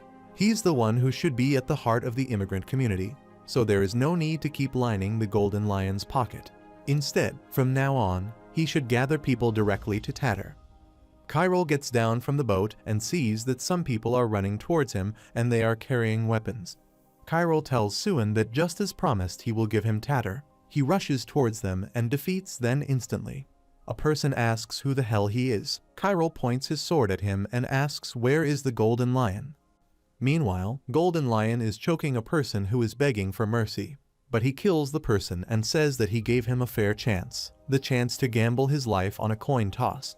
Golden Lion is wearing a headband, and he's big and muscular. His name is Curran. His subordinates are watching everything. One thinks that he has a terrible hobby, and the other thinks that he will have to clean up several bodies today as well. Curran says that after all, he's giving another chance to live to those who are doomed to die. He asks where else can they find such mercy. Suddenly, he hears a loud noise outside. He shouts at his men to find out what is happening outside. They say that they will find out right away. Curran orders his men to clear out the trash from his sight. At the port, the man tells Kyril that the Golden Lion is in the largest building in the slums, and he'll lead him there if he will spare his life. Kyril says that he got the information he needs. He's about to kill him when Suin comes running and tells him not to kill him. Kyril tells him that this man became a subordinate of the Golden Lion. He must have killed many people as well. He asks Suin to give him a reason why he shouldn't kill him. Suin is speechless. Kyril kills the person and tells Suin that he may have given them freedom, but freedom is not something others can give. This is the path he chose for himself. Kyril tells Suin that he doesn't need to take responsibility for the life of every single person. They start walking to find the Golden Lion. Someone is watching them. Suin tells Kyril that someone is behind them. They turn around and see someone calling for help. He has an injured arm. Kyril is surprised to see him. He remembers that he is Aiden Hamel. Aiden tells them that he's running away from those guys and begs them to save him. Kyril starts smiling and thinks that Oliver is quite sharp. Kyril remembers the 7 powers of the Empire, 7 talents that led the revival of the Empire under Emperor Oliver. The most outstanding strategist in history, Bran Gamut, the mage known as the Second Coming of Kai Eshir, Circa. The minister controlled the continental trade. The genius of war but cruel and cold-hearted, Zakin Bolton. Suin Hazar, who led the special forces named after him, Sword Saint Kyril Majiver, and Aiden Hamel, who led the largest intelligence organization on the continent, Atra. Kyril thinks that the man in front of him is Aiden Hamel. He wonders when did he infiltrate here. Aiden asks Suin to help him. Kyril thinks that Oliver had been preparing to take over Tatter for a long time. Suin tells Kyril that man is Aiden and he's one of the siblings he brought to Tatter. Kyril is surprised to hear about siblings. Suin tells him that he came with his younger sister. Aiden tells him that they were captured while trying to escape. He wants to go find them, but he just can't do it alone. Kyril thinks that he is telling a lie. If she came with Aiden, then she must be Juke the Hold. He remembers dealing with an assassin who uses poison and memorization. She was pretty challenging. Kyril thinks if that's really her, then they have to worry about Kieran instead. This annoying guy came along with her. Aiden looks at Kyril and thinks that the original plan was to pit Suin Hazar against Kieran. But if he gets in the way, then it will be a problem. Someone shouts that he found the runaway, and 4 men are coming to capture Aiden. Kyril tells Suin and Aiden to get back. He jumps in the air and kills all 4 of them in an instant. Aiden is shocked to see that, and he wonders how he did not anticipate this much. Kyril asks Aiden if he wants to find his younger sister, and he replies yes. Kyril points at him and tells him that he will have to help him. Kyril notices that Aiden has a dagger each in the right waist, chest, and left sleeve. Aiden asks what he can do to help, and Kyril asks if he knows about the Kieran base. Aiden replies that Golden Lion lives in the biggest building in this slum, but he's not sure. There are always about 50 minions watching the workers. Suin asks Kyril if he is thinking about attacking them alone. Kyril tells him that he is right. They are going to strike at the Golden Lion and enter Tatter. Kyril thinks that Oliver used Aiden and Suin to take Tatter, but this time, he is here first. Kyril tells Aiden that he needs his strength, so don't try to mumble his way out of this. He knows everything. After some time, Kieran arrives outside with his men, and someone comes running to inform him that there's a big trouble. All the ships docked at the pier are gone. Kieran looks at the ships and sees that they are burning. Kyril is the one who started the fire, and then he tells Aiden to spread the fire using his magic. Aiden uses his magic and starts burning all the ships. Suin says that, at this rate, the smoke will prevent them from seeing even an inch ahead. Kyril tells him it's a quick fight. If they take out the leader, the rest will scatter like rats. They are safely away from the fire on their ship. Kyril tells Suin while Aiden stirs up the wind. He should control the ship to prevent it from drifting away, and he'll handle the rest. Kyril jumps from the ship as Suin is looking at him in disbelief. Meanwhile, the subordinates of Golden Lion shout to get water quickly and gather everyone who can use water magic. Suddenly, Kyril cuts the neck of one of them. Kieran says that there's someone hiding in the smoke. Kyril starts killing his subordinates one by one. Kieran asks who the hell is there. Kyril cuts his shoulder, and blood starts pouring out. Kyril tells Kieran that it seems like he has done a lot of killing. He tells Kieran that he is the same as him. Kieran starts laughing and says he's the brash one, and that he has heard about him. Kyril thinks that the sword strike is shallow. It is inevitable with the reach of a 12-year-old. He loves to use the aura blade, but he might be watching from somewhere right now, and he needs to keep his final move hidden. Kieran brings out his large sword and tells Kyril that he has more than a beginner's skill and that he knows how to kill with a short sword. However, he made a big mistake provoking him. Kyril thinks that he has an ocean swirl blade, a sword technique that concentrates the power of water magic to crush like a whirlpool. Suin tells Aiden that with his skills, he doesn't need to be in Tatter. Aiden says that it's not much of a power. Look at the state he is in just from using a little magic. Aiden is angry and thinks that the original plan was for Suin Hazar to face Kieran. Everything's a mess now. He thinks that a kid who doesn't even look 15 carries an energy that even assassins struggle to possess, with at least 2 classes of magic and considerable swordsmanship skills. But he's still young. They can handle him, and he might even please him as well. Kyril and Kieran are fighting. Kirin attacks Kyril with a water blast, but he dodges the attack. Kirin swings his sword and attacks him again. Kyril thinks that it's as if he's wielding a massive water pillar. Kyril jumps towards Kirin, but Kirin swings his sword, and Kyril jumps backward.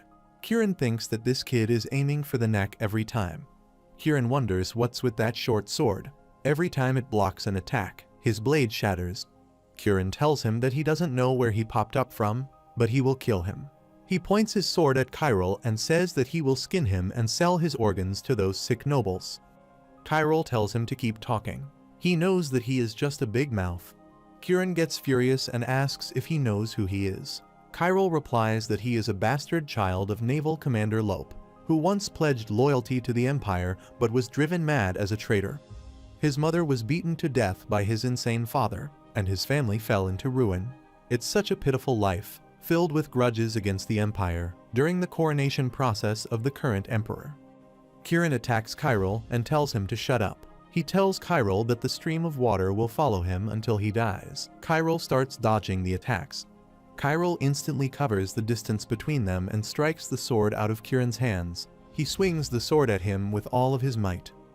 Kyril thinks that to reverse the flow of time, he ascended a tower. From the moment he opened the door of that very tower, he had to confront a horde of monsters with a single sword.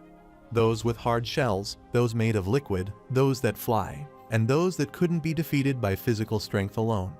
While fighting for an infinite amount of time, he discovered a new level beyond the realm of the Sword Saint. He discovered the most basic, yet the most powerful, the 5 sword steps. As the steps increase, so does their power. However, it seems his body still struggles with mastering even the first step. Kirin starts bleeding from the strike. He thinks if that beast's arm was just a bit longer, his head would have flown. He wonders how such a young lad could move like this. Even the sword masters hailed as the strongest on the continent might struggle to exhibit such martial prowess at his age. He's not just a simple kid. Kirin is furious as he picks up his sword and starts attacking furiously. Kyril thinks that he has lost his cool. When anger takes over reason, swordsmanship is no longer swordsmanship. Kyril rushes towards him at insane speed and thinks that he released the weight increase magic that he casted on both his hands and legs. Kyril cuts the golden lion on his arm. He starts screaming. Kyril jumps and kicks him in the stomach. Golden Lion falls on the wooden boxes and starts coughing blood. He says impressive and tells Kyril to strike his neck. He warns Kyril if he kills him, then the lawless port and all of Tatter will become his enemy. Aiden arrives there and thinks that Golden Lion is right. They can't go any further than that. The lawless port is just the entrance of Tatter, and there are monsters far worse inside. Kyril tells him that he is mistaken. He's not here to fight with the likes of him. He's here to take over Tatter. Golden Lion is shocked to hear that Kyril has killed the Golden Lion. Aiden thinks that Kyril is insane. He thinks that it's only a matter of time before the administrators notice. At this rate, everything they have done so far will be for nothing. He never imagined Kyril to be this strong. Kyril notices Aiden's presence and asks why he is here. Aiden is surprised and says that he was worried, so he has been looking for his younger sister. Aiden tells Kyril that no matter how much he searched, he couldn't find her. He thinks that she might be inside the city. Kyril thinks, of course, she wouldn't be around. She must be hiding somewhere nearby watching him. Kyril tells Aiden to come along. He picks up the sword of the Golden Lion and tells Aiden that, given the situation, it might be dangerous if they get separated. Kyril tells Aiden that he will help him find his sister. Aiden thinks that he feels like he is being played, and it is as if Kyril can see right through him. Kyril remembers that Tatter has no king. Instead, it has 4 administrators, and now it's 3. Those guys aren't the type to flinch just because Kirin died. Kyril breaks the sword, and a coin appears. Kyril thinks it is the proof of the administrator. Kyril remembers that he didn't use Agnel in his previous life, so he doesn't know it was so tough. He wonders what on earth it is made of. Kirin's sword is made of a special ore called He Mine Chiol Ocean Roaring Iron, but there's not a single scratch on Agnel. Kyril thinks that this isn't just a sword of the immigrants. It's a sword that would be rare even if one searched the entire empire. Suin also arrives there and asks Kyril if he is thinking about becoming an administrator. Kyril says no way. It's a position where one loses more than he gains, and he is going to deal with the rest of them as soon as possible. Chiral shows him the coin and says there's no need to worry. They killed the administrator, and since they have the symbol, those who are not skilled will not dare to challenge them, and they should also enjoy the privileges that come with it. Suin asks if he is thinking about going there. Chiral says yes, what he's looking for is inside there. Chiral tells him that one administrator's symbol won't be enough. He tells Suin to guide them. After some time, there's a fat person sleeping with two girls. Chiral asks if he is one of the administrators. Kama gets startled. He gets up and says who he is. The girls start screaming and run away. Kama starts calling for security. Chiral tells him that they are already dead, 3 from the alley, 15 in the next building, and 7 people on the street. Chiral tells him that he has a lot of money. Kama asks who the hell he is. Chiral shows him the coin and says from today, he's the administrator of the lawless port. Kama asks how did he get that? It belongs to Kirin. He wonders if Gold Lion is dead. Chiral tells him that it was a fair fight. Suin is the witness. If he's an administrator, then he should know who that is. Chiral says that he thinks this should be enough to prove his qualifications. Kama thinks that the Gold Lion died, and there was no report. He wonders if the ones planted in the lawless port also get taken out, all of them. Kama asks Chiral what does he want from him. Chiral says the black market, and he knows that he manages the gate to that place. Chiral tells him to open it right now, and Kama tells him that it is not the time for the black market to open. Besides that, to open that place, the approval of more than one administrator is required. Chiral says that's why he brought the symbol of the administrator. He points the sword at Kama and asks if there's a problem. Chiral thinks that the reason he chose Tatter as his first destination is because the object that hasn't been revealed to the world yet should be here. Chiral remembers that in the heart of the great Ponian River that pierces the continent, there exists an artificial island, Tatter, that boasts 3 things that are absent on the mainland. First, freedom. Second, information. Third, goods. It's a place where all information congregates and where even the items that the royal family can't procure are traded in the dark. Hence, every New Year's Day, even nobles from other countries covertly visit the black market. Information, goods, and freedom were the reasons why the free city of Tatter could exist. Kama takes Chiral to the black market. A person asks Kama if the other administrators know that he brought a person with him. Kama tells him to keep quiet and says that he will talk to the others separately. But for now, he should deal with this kid. The person asks who this kid is. Kama is furious, and he tells him to shut up and open it. The person brings out the keys and says fine, if he is allowing it, then there shouldn't be a problem. He removes the carpet from the ground, and there is a secret door underneath. The person opens the door and says it's only been 3 months since they last opened the black market. This is the first in his lifetime. Chiral is surprised to hear that and asks what he means by that. He says that it wasn't the time for the black market to be open then. Kama gets startled and says that he doesn't know about that. Another administrator must have approved it. Chiral wonders if it was Dushala, the owner of the black market, a woman from a small island on the other side of the continent, the Eastern Kingdom. People born there are raised as assassins by an organization called Enyon. If she heard someone came to the black market, she would surely have a hand in it. Chiral thinks that she's a nuisance, but he is bound to meet her eventually. Let's start by finding out what he wants first. The person tells Chiral once he steps into a store after the door opens, he must buy something and not return the purchased items. He tells Chiral that he has 1 hour, and Chiral tells him that he won't take long. Chiral goes inside and sees different weapons of all kinds. He thinks that it has been a while. This view feels like another world. They say one can buy anything in the black market if they have money, but there's a 1-hour limit. But he knows where he's going, so time is not an issue. Chiral opens a door, and there's an old man working in the shop. Chiral is about to touch a robot, and the old man tells him that it is broken. He says out of all the shops, he chose to come here. He tells Chiral that he came to the wrong place. Kid, because all they have here is junk. Chiral says that is exactly what he is looking for. Something unknown to humans, known Calypso. The old man is shocked to hear that. He asks if Chiral is a human. Chiral smiles and says that he is no ordinary human. Chiral turns his hair back to normal. The old man asks how an immigrant can use magic.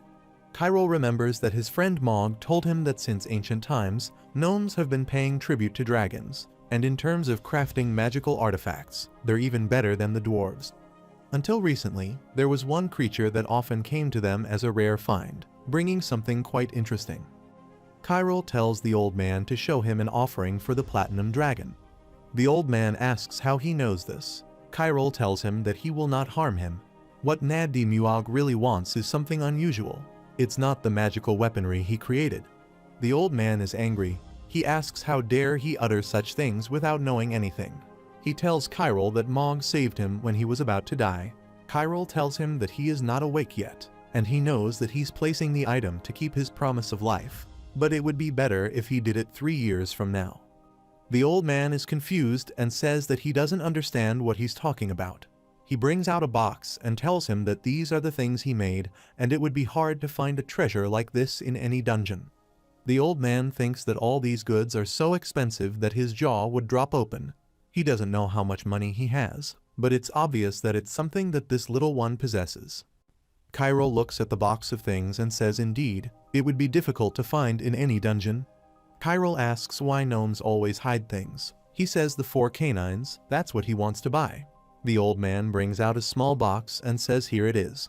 Kyril opens the box and thinks that it is armor made with gnome craftsmanship magic, one of the masterpieces created by Kaliak after the Divine Edict, and one of the treasures Nadi Muag gave to humans, the 4 canines. The 4 sharp canines embedded in the ring draw out the user's mana to create a shield. The more mana it draws, the stronger the shield becomes. More importantly, there's no limit to the amount of mana it can draw. This could potentially lead to the user's death due to mana depletion, but his mana blood is different. Maybe even a god wouldn't be able to stop it. The old man tells Kyril that he doesn't know how he knows about this and it's all good, but he asks if he has the money to buy it. Kyril gives him a bag filled with jewels and asks if this will be enough. Kyril tells him that he is a gnome, so he should know that gold coins from 250 years ago were made from 100% pure gold, and if that's not enough, he will give him a few gems. The old man is shocked to see that. He thinks that these are no ordinary gems, but these are attribute stones. Stones condensed with the power of the 5 main attributes, the very source of magic. The higher the cut, the purer the mana it contains, and these are all 8-sided stones. It's said that if one ingests an 8-sided stone, even an ordinary person can rise to the ranks of a wizard. The old man tells Kyril to take the ring. Kyril wears the ring on his finger, and the canines pierce his finger. The old man asks Kyril if he has been talking about gnomes for a while. He asks if he knows any other gnomes. Kyril says that he just met one by chance a long time ago. He doesn't know where they live, but he has heard of a place. The old man takes off his hat and asks if that is true and where is that place. He asks Kyril, who told him please tell him. Kyril points at the jewels and says he can tell him if he wants, but this is the black market. If he needs something, then he should naturally pay a suitable price. Kyril remembers that the old man told him in his past life that if only he had known about it a little earlier than the Edict of Heresy, he could have saved the remaining members of his race. What a pity that everyone died in the war. Kyril takes the bag of jewels, turns around, and tells the old man he heard that from him, who will meet him in 5 years. Kyril returns after visiting the black market, and the man asks if it hasn't been long since he went in.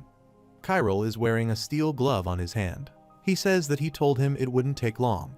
Kyril steps outside and thinks that they all bashed it, saying this item is something that can be found in a mere B-rank dungeon. But in reality, it isn't easy to find something like this, even in the palace's treasure trove. He says that this Calypso's gauntlet is definitely a good item since the gauntlet was made from mithril. It's quite durable. What's more, it even provides some magic resistance. Suddenly, a masked man attacks Kyril with a sword. A blade comes out of the gauntlet, and Kyril stabs the man's neck with it. Kyril pulls out the blade, and the attacker falls to the ground. He looks at the gauntlet and says that it has some fun features, too. Suin comes running and asks if he is alright. Kyril says yes, that it is no big deal. Suin tells Kyril that rumors about him have already spread everywhere in Tatter, like just now, and those who are targeting him will continue to appear.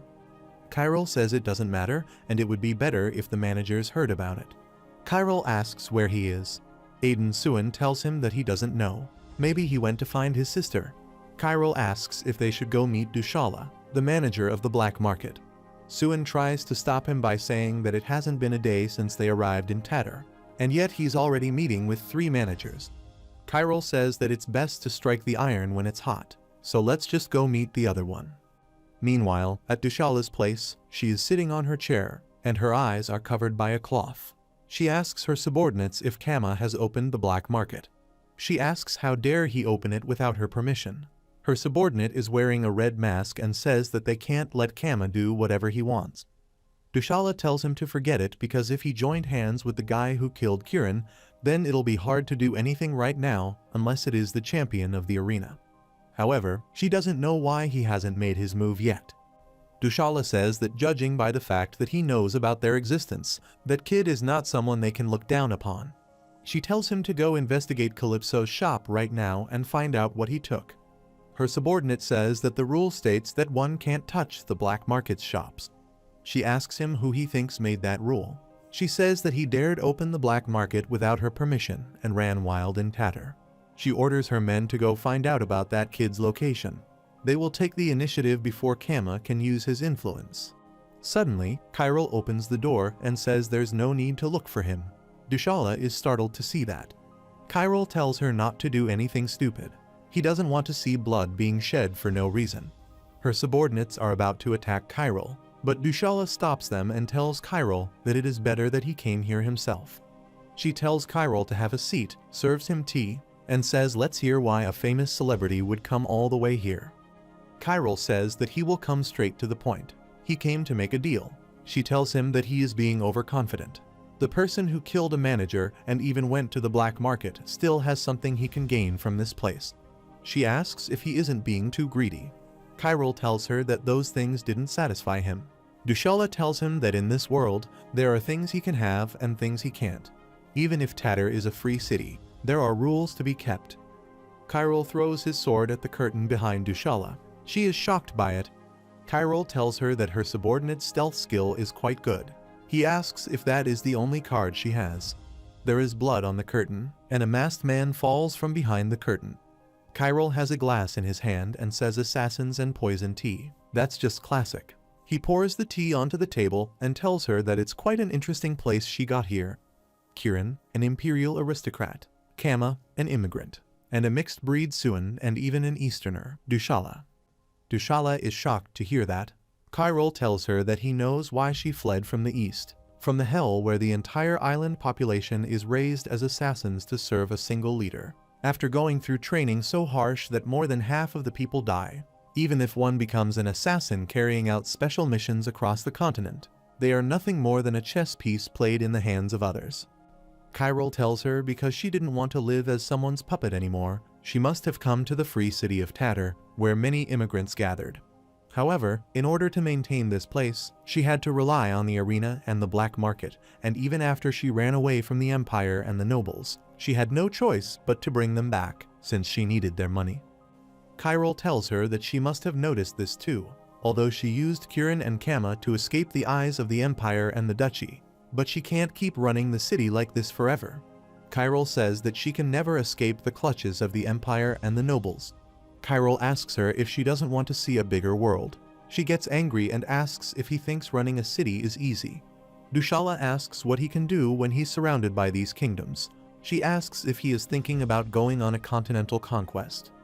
Kyril says that's going to be tough with Tatter's band of ragtag, but the bigger world he's talking about is not just a country. Kyril tells her that it's possible as long as she and Suan give him their strength. The day will come when Tatter, a truly free city, will rule the continent. It will be an invisible empire because they will be all over the continent. Suan is waiting outside for Kyril. After some time, Kyril returns. Suan is glad to see that he's safe. Kyril starts smiling and asks if he is worried about him. Suan replies that he was alone with Dushala, so obviously he was worried. Kyril tells Suan she's definitely different from Kama because she's the only person in Tatter who has a connection with the nobles. What's more, as they have been getting in her way, she must still be racking her brain right about now. Suan asks Kyril how did he know that Dushala would accept the offer. Kyril replies that he didn't, he just thought he could kill her if he had to. She can't even come after him right now. If she lets the nobles into Tatter, the balance of power will be broken. Then it's only a matter of time before war breaks out. Kyril tells Suan that they have a lot of work to do. Many immigrants are dying because of the Edict of Heresy even now. Suin says, but to bring them all here, Kyril says that he knows that is absolutely impossible, and he can only bring dozens of people at a time with his ship. Kyril tells him to make themselves come on their own using the name King of Slaves. He tells Suin that he is the only one who can do this. Suin is speechless to hear that. Kyril grabs his arm and says that he told him he would give him Tatar. Kyril asks if he will kill all of the remaining managers and if he will be able to get hold of this free city. Kyril tells him that he lied to him at the river because the Augie tribes don't have tattoos like this. Kyril tells him that he knows that he is the fourth manager and the champion of the arena. Suin is scared. He asks how he knows. Kyril thinks he knows because he had the same tattoo in his past life. Kyril lets go of his arm and tells him to come to the arena early in the morning. Kyril remembers that when the oracle was given, he was first summoned to the imperial palace. No one believed him because he was an immigrant. In the morning, Kyril arrives at the arena. He thinks that he had to prove himself in his past life. At that time, Oliver made a proposal in front of the nobles that if he becomes the champion of the arena, everyone will acknowledge him. After becoming the youngest ever champion who won 75 times out of 75 battles, what he got was this winner's mark on his wrist. Suin arrives at the arena. Kyril turns around and says the champion is here. Kyril thinks that from his past life to this current life, this is their first time fighting properly. Even when he was the Ribart Guild's master, he was already famous for his fighting skills. Suin arrives wearing a sea serpent's mask. Kyril thinks that with his strength, it'd be weirder if he wasn't the champion of the arena. He has finally met an opponent who allows him to fight to his heart's content. Suin takes the fighting stance. Kyril grabs his sword and asks if that is one of Balbont's 8 stances. He remembers that first king, Balbont, a person who didn't belong to either the empire or duchy, someone who only focused on honing his martial arts, the fist techniques that he wholeheartedly spent his life to complete, called Balbont's 8 stances when Suin was young. He became the champion of the arena with just 2 stances he learned by watching him, and if he can meet Balbont once again and learn all the remaining 6 stances, he might even become a fist god. Suin rushes to attack Kyril. Kyril thinks that he doesn't know where Balbont is currently, but for his sake, he needs to find him. Suin punches Kyril, but he dodges the attack and asks if those gauntlets belong to the Mer family. Suin replies as expected. He recognizes them, and he says yes, they are something one receives upon becoming the arena's champion. Suin tells Kyril that Gnome's gauntlets are beautiful, but Dwarf's steel is harder. Kyril dodges another punch and says they are also heavy. Kyril attacks back and thinks that Suin is incredible. Although he's been watching his fights, he can't believe he is able to block all of his attacks. Suin wonders how that is possible. Even if Kyril had held a sword since he was a baby, it's only been 10 years. His strength has already surpassed the limits of common sense. Kyril is transferring his mana to his blade. Suin thinks that he has not seen that attack before. Kyril swings his sword and sends a flying attack towards Suin. Suin blocks and thinks that without relying on flashy technique or sharpness, it is a sword attack that overwhelms its opponent through sheer force. Suin's gauntlets are shattered, and he gets blown away. He falls to the ground and thinks the attack is completely different from the mana blade. Kyril gives Suin his hand and asks if this is an acceptable result. Suin grabs his hand and says yes, it is his loss. Kyril turns around and thinks that it is dangerous. He could have cut his arms off, but he hasn't been able to control his mana properly yet. After some time, Kyril and Suin walk out of the arena. Suin tells Kyril that both the Golden Lion and the champion lost to one person, and with this, Tatar will naturally accept its new owner. Kyril tells him he doesn't want to win public sentiment. All he needs is to have the power that no one can touch, just like in the arena. Kyril tells him that the person who will take the reins of Tatar is someone else, and his name is Suin Hazar. Kyril asks isn't he the one who has both the blood of the Empire and the immigrant flowing in his veins. Suin is surprised to hear that. He wonders if such a country that transcends one's origin can really become a reality. Kyril tells him that it will just take time and asks if they should go see Tatar's secret. Kyril tells Suin that he gave Dushala an offer. From the arena to the black market, Tatar has been able to operate until now, thanks to Dushala's skills. However, even that won't last forever.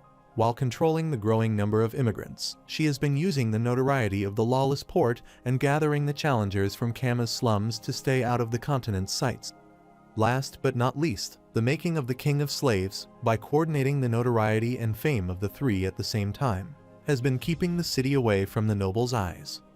However, in the end, even if it's her, Dushala won't be able to keep them balanced, so he presents her with a solution. Suin asks what it is, and Cairo replies with information. He tells Suin that the Ponane River runs through the continent with Tatar right in the middle. The fastest way to travel across the continent is to ride the current, but it's impossible to go through the empire and principalities. Cairo tells Suin that it is a different story for him. Tatar is the only place that can handle all the information of the empire, the principalities, and the three kingdoms, as there are not only immigrants in Tatar, but also people from the empire and principalities.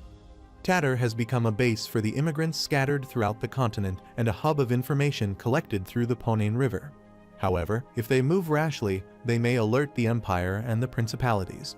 Suin says that is why it must be a merchant company, the only way to freely move around the continent. Cairo says that is right, and that he's the only one who can do it. Cairo asks Kama and Dushala what they think about his plan. Cairo says from the continent's rivers and cities to the immigrants and the empire's citizens, if they can connect them together and have them act as their foothold, as all roads starting with Tatar at the center, they will exist everywhere in the continent. Cairo tells them that will be their invisible empire. Dushala says that certainly sounds ambitious, but in the end, he's no different than an information broker. She asks if he doesn't know what happened to the intelligence guilds who sold other people's secrets.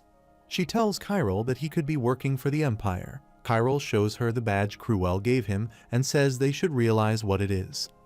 Kama and Dushala are shocked to see that Cairo says that he can't give them all the sources of information. But in order to achieve big things, taking risks is an indispensable part. Cairo thinks that he never thought he would be able to use the token his father gave him like this. Dushala thinks that item is something given only to those who handle secret missions in the empire. She knows this kid isn't ordinary, but who would have thought he would have something like that? She tells Cairo that his words are definitely convincing. However, he can never sustain a city by selling information on the black market alone. She asks where he's going to get the money to protect Tatar. Kama tells Cairo that if he wants to set up a merchant company, he should have something to trade. Cairo says the Kanatra Mountains are a mountain range between the three kingdoms of Istria, not far from Tatar. Although it's barren land abandoned by all three kingdoms, in the near future, an attribute stone mine will be found here, and it will also be the only magic stone mine on the continent where octagonal rocks can be mined. Even the three neighboring kingdoms haven't gotten a clue about it yet. Only the empire is moving in secret. Cairo asks what would happen if they take the initiative and claim this. Dushala says, as he said, that if they take possession of the magic stone mine, they will be able to make Tatar rich and powerful. However, no matter how abandoned the land is, it definitely has an owner. If they don't acquire it legally, there is no way the three kingdoms will let them off. Cairo tells her not to worry. She should also be familiar with the noble who was bestowed with that land. His name is Baron Beryl of Istan Kingdom. Dushala remembers that Baron is a genius who almost became an archmage, but faced his downfall because of his lust for women. Cairo tells her that it's about money and that he's a mage too, so when it comes to the mining rights of the attributed stones, there's no way he will say no to that. Cairo swears this has nothing to do with the empire, and he's doing all this on his own accord. Dushala says fine. With his ability, it would be ridiculous to ask him to show more than this. Kama says that he doesn't think he called the administrators here since dawn to talk about this trivial thing. He tells Cairo to get straight to the point. Suin gets angry, and he warns Kama to watch his mouth now because Cairo is the master of Tatar, and everyone will address him as such. Cairo says, alright, from now on, he will tell them Tatar's secret that they probably don't know. Tatar, which is much older than the empire, was established about 1,000 years ago during the Age of Magic. It was originally a fortress made by the dwarves, which is why it is included with some special functions. Cairo inserts a blade into the wall, and the wall opens. Everyone is surprised to see that. Dushala says that she searched every nook and cranny but couldn't find it. Cairo tells her that it will not show even if one uses magic, and besides, the blade one use has to be something that is both hard and flexible, like that of dwarves and gnome. Kyril thinks that is what Mog taught him. He will have to thank him when he wakes up. Everyone is shocked to see that inside the wall, there's a large ship and plenty of wooden boxes hidden. Kyril tells them that it's the legacy of the Age of Magic, and this wasn't made by humans. Kyril tells them that it's like an airship using a mercenary ship as a model. It can't fly, but they can't find any better ship than this in Ponain. It is the work of the great blacksmith of the Age of Magic, the dwarf Pervel Mur. The remaining works that he has on the continent are probably only that airship and these two. There's a robot on the ship, Kyril says, and that's the Mur family's symbol. Dushala thinks that Tatar is a fortress. If they start their fight from this place, which is in the center of the continent, it could be the most threatening place to all the other kingdoms. She wonders how Kyril knew all of this, so Suin asks Kyril if the ship can move. Kyril says, of course. He tells him to just watch. Kyril grabs his sword and cuts the chains holding the ship. The ship slides into the water, and Dushala yells at Kyril that he's treating something from the Age of Magic so carelessly. Kyril replies that there is no point in keeping it in storage compared to what they have in this era. It's also much more useful. Kyril thinks that the Emperor was afraid of the power of the artifact from the Age of Magic, so he hid it, but it's different for him. He will use everything and do everything he can. Kyril says to think Dushala, who has all the Empire's nobles inside her hands, would be scared by something like this. He tells them they can't use it right now anyway, so call the dwarves from the black market to fix it for now, and just tell them that it's the Mur family's legacy. They should know to keep their mouths shut. Suin excitedly asks Kyril if he can take a look inside. Kyril thinks that it is the boat he drove in his previous life, and he can still remember how he rode this boat and stirred up the whole continent. Kyril asks if they are curious about what expression the people of the continent will have when this ship comes into the world, and this is their chance to make those nobles get down from their high horses. Kyril tells them that this is just the beginning. After some time, Kyril is inside the castle, and he says that it should be over. Kyril thinks that he has already let Dushala know a few things beforehand, so she should have been able to handle it herself. It won't be that difficult for Dushala to win his favor. Kyril thinks that Baron is a retired mage who threw his precious training and time away by indulging himself in having sexual relationships with women. He was once a genius rising star. From the Battle of Melbrun to the defense of the duchy, his victory allowed the kingdom of Istan to survive to this day. Kyril thinks that abandoned land can be bought with money, but for the sake of their future, his existence is indispensable. So he asks Dushala to throw in low-grade attribute stones in addition to the gold on the condition that if he signs the contract, they will provide him with extra attribute stones. This privilege is something that the Empire's mages can't enjoy, and there's no way that greedy old man can stay still after this. Kyril thinks that there's only one thing left to prepare to get the magic stone mine running. At the same time, Aiden arrives there and says thanks to him, he was able to save his younger sister. Aiden tells his sister to say her greetings to the person who saved him at the harbor. Kyril looks at his sister, Juke, and thinks although she seems young, she's probably 10 years older than him. For people with special constitutions like her, she can use body modification art that allows her to reconstruct not only her face but also her whole body joints freely. Kyril remembers that he has never seen her real face before. Aiden and Juke were Oliver's hands and feet. In particular, Juke the Hold killed countless nobles in the dark without even leaving her name in history. These two will obviously stand in his way. Kyril wonders if he should kill them right now. Kyril glares at Aiden and Juke. They both feel a strong killing intent, and Aiden thinks that it feels like his head is about to fly off. Kyril decides against killing them and thinks that, to be honest, it'd be too much of a waste to kill these two. He should just keep an eye on them a little longer, since their directions haven't been decided yet. Kyril tells Aiden what happened at the Lawless Port was one thing, but he thinks that he is quite an outstanding talent. Aiden looks confused. Kyril asks if the scar he saw the first time they met each other was made by himself. Kyril says he always welcomes talented people and asks if he has any intention of following him. If he wants, he can live here with his sister. He will arrange a place for them both, but he's thinking of heading to an interesting place. Gyoto Mercenary Corp. Aiden is surprised to hear that. Kyril says, looking at his reaction, that he must be interested in the Mercenary Corp. Aiden says no. Kyril tells him that he is going to start a small business and he's going to need some guard. Aiden is speechless and wonders if he's going to use that Gyotto mercenary corp as mere guards. After some time, Kyril is riding on horse along with Suin and Aiden. Aiden wonders what's going on. Nothing's going his way, though he's sure Juke will do a good job reporting on her own. Aiden wonders who is this kid who wants to use the Gyotto mercenary corp to guard a trifling piece of land. Aiden thinks that Gyotto mercenary corp is famous for not having a fixed base and for taking on all kinds of commissions no matter how dangerous they are. On the contrary, they are so confident in their skills that the more dangerous the commissions are, the more happy those people will be. What's more, their leader, Gordon Fabian, is one of only 5 sword masters. It's said that he possesses tremendous strength and that he can tear apart an orge with his bare hands. Aiden thinks if there's someone who can win against the strongest sword master, Cruel Majiver, that man is the only one. So what in the world is he thinking about? Kyril says Gyotto Mercenary Corp is a group who played an active part in the history of the Continental War. However, the location of their base is unknown to anyone. There are only rumors of it, and now he will show them why. They reach at the edge of a cliff. Everyone gets down from their horse. Kyril says of course no one can find it because they only come down to the ground for supply for exactly 14 days every year. Suin and Aiden are surprised to hear that. Suddenly, a strong gust of wind starts flowing. Kyril says it has been a while. He asks if he should say it's their first time meeting from his point of view.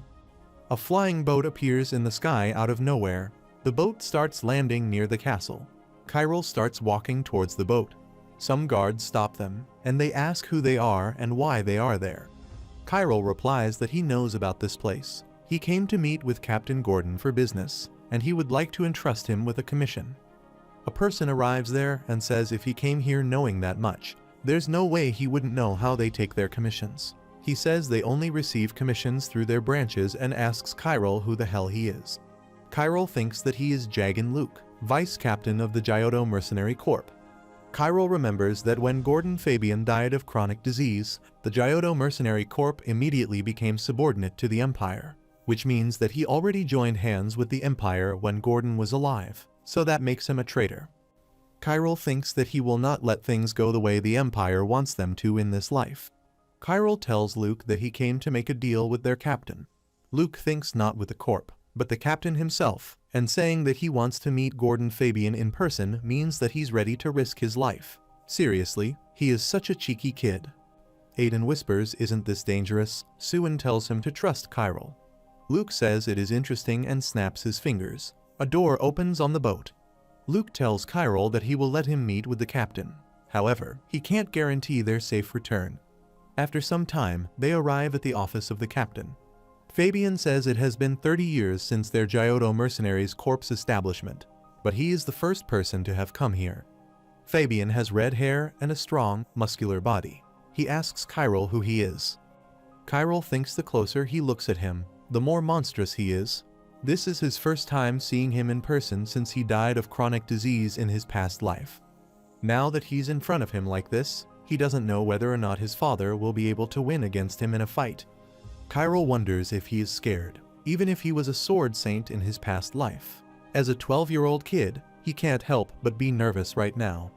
Suin is scared, and he thinks just hearing his voice makes all of his hair stand on end. Fabian doesn't even try to hide his fighting Kai. Kyril musters his courage and tells Fabian that he wants to buy people. Fabian says that he probably doesn't know how expensive their service is. Kyril says in return he will give him more than enough money to buy everyone here. Fabian starts laughing and asks his men if they heard that. He tells them that Kyril must think they are quite cheap. Kyril says 1 year has 365 days. He will make their airship stay afloat in the sky all year round. Fabian says it is interesting and asks if he has any relationship with dwarves or gnomes. Kyril says no way. Fabian asks then how does he knows about that. He tells Kyril that no engineer has managed to solve that problem. Kyril thinks, of course, that magic engineering really blossomed after the Oracle. Kyril tells him that the answer lies in the attribute stones that keep the airship balanced. Currently, in order to keep the airship afloat, 5 attribute stones are embedded in each part to maintain balance.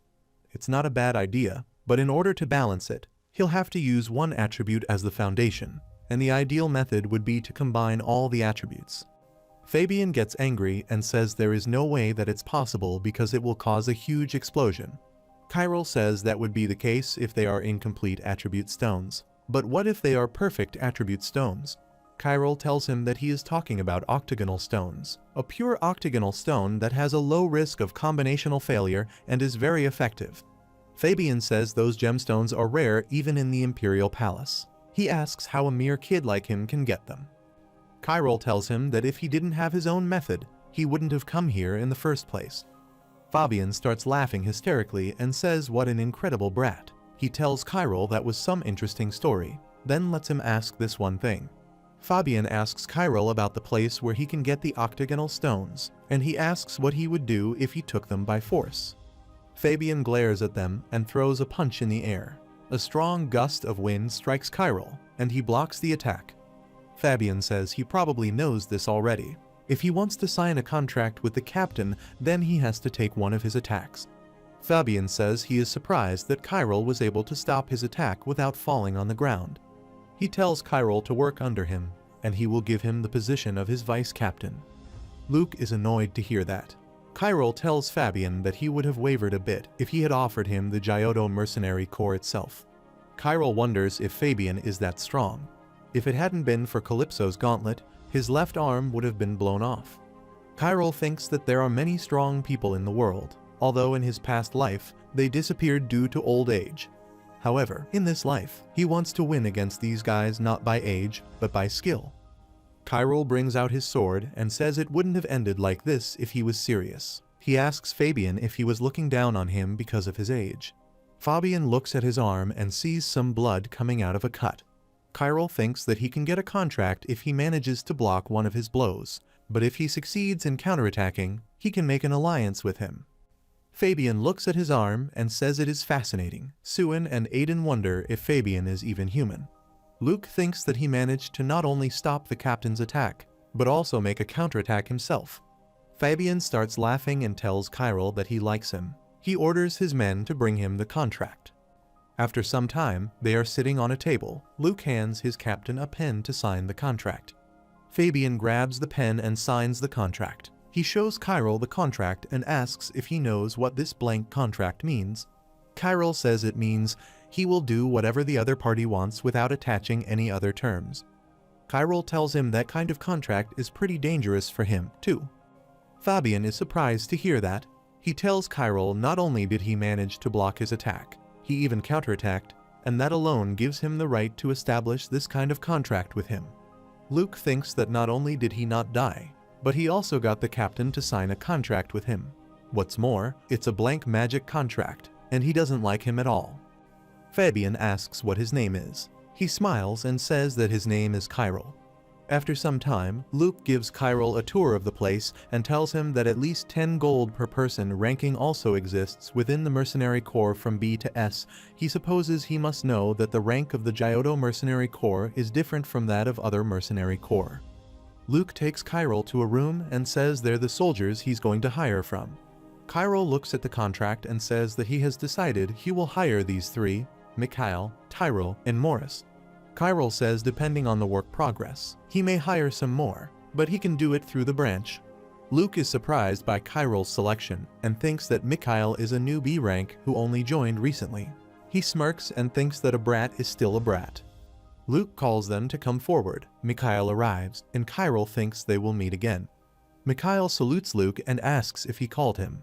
Luke tells him that it's a commission. He's sure he has heard about it, and the senior of the group, Morris, will fill him in on the details.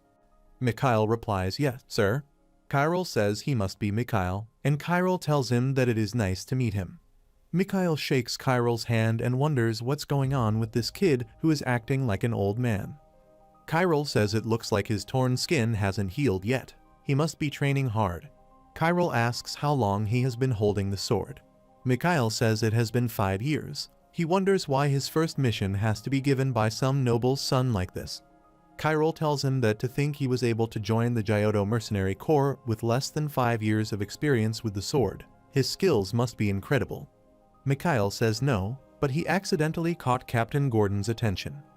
Luke asks Chiral if he wants to pick a different person because Mikhail is a newbie and hasn't produced any significant results yet.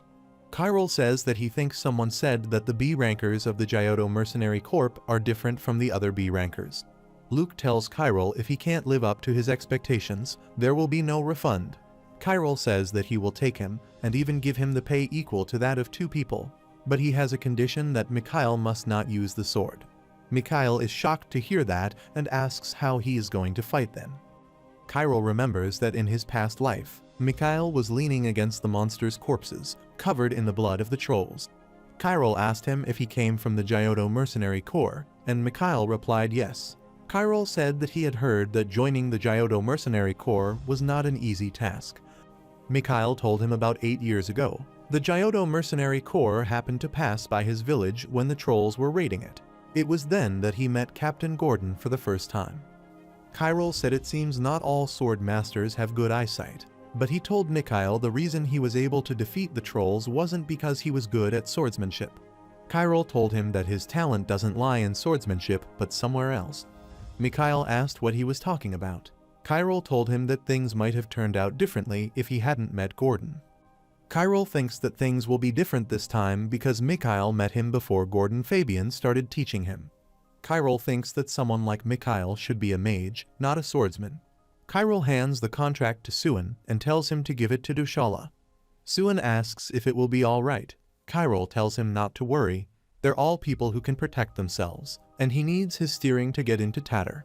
Chiral tells him that guiding the rest of the mercenaries to Dushala is more important, and he has written down what he needs to do there so he can read it with her. Suin says that he understands. Chiral thinks Dushala should be able to take care of the rest. With her skills, she will even produce better results than the indicators he wrote down.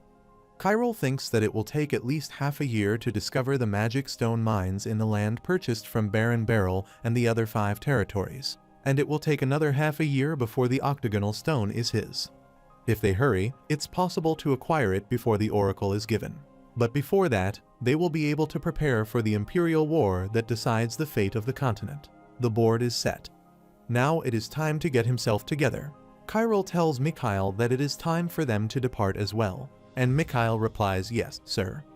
Chiral thinks that the reason he stopped by the Giotto Mercenary Corps wasn't just because of the magic stone mine, but also because he has a place to go with Mikhail. Mikhail asks where they are going. Chiral tells him that they are going to the city of magic, Azur.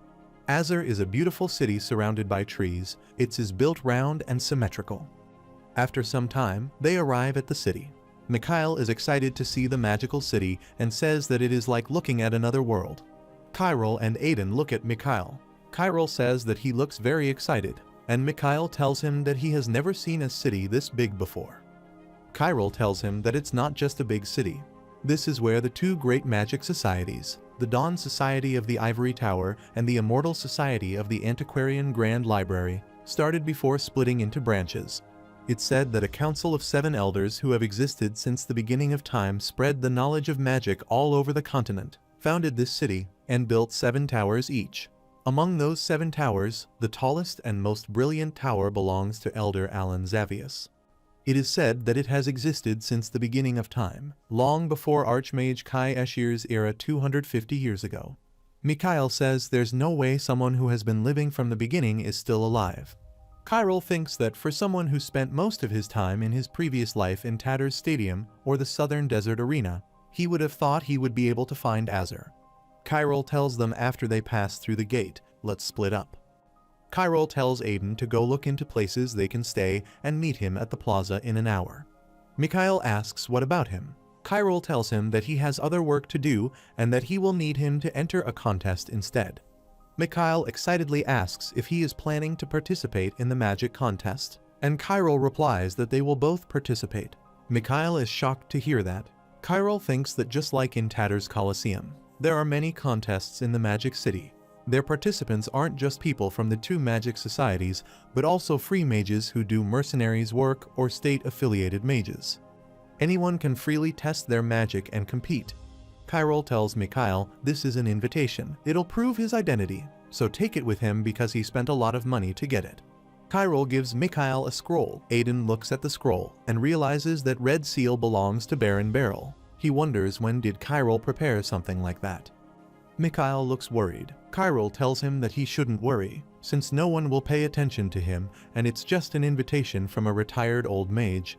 Kyril tells Mikhail that in return, he can use Azur's shop at a discount with the invitation. Once he finishes registering for the contest, buy some of the things he wrote down.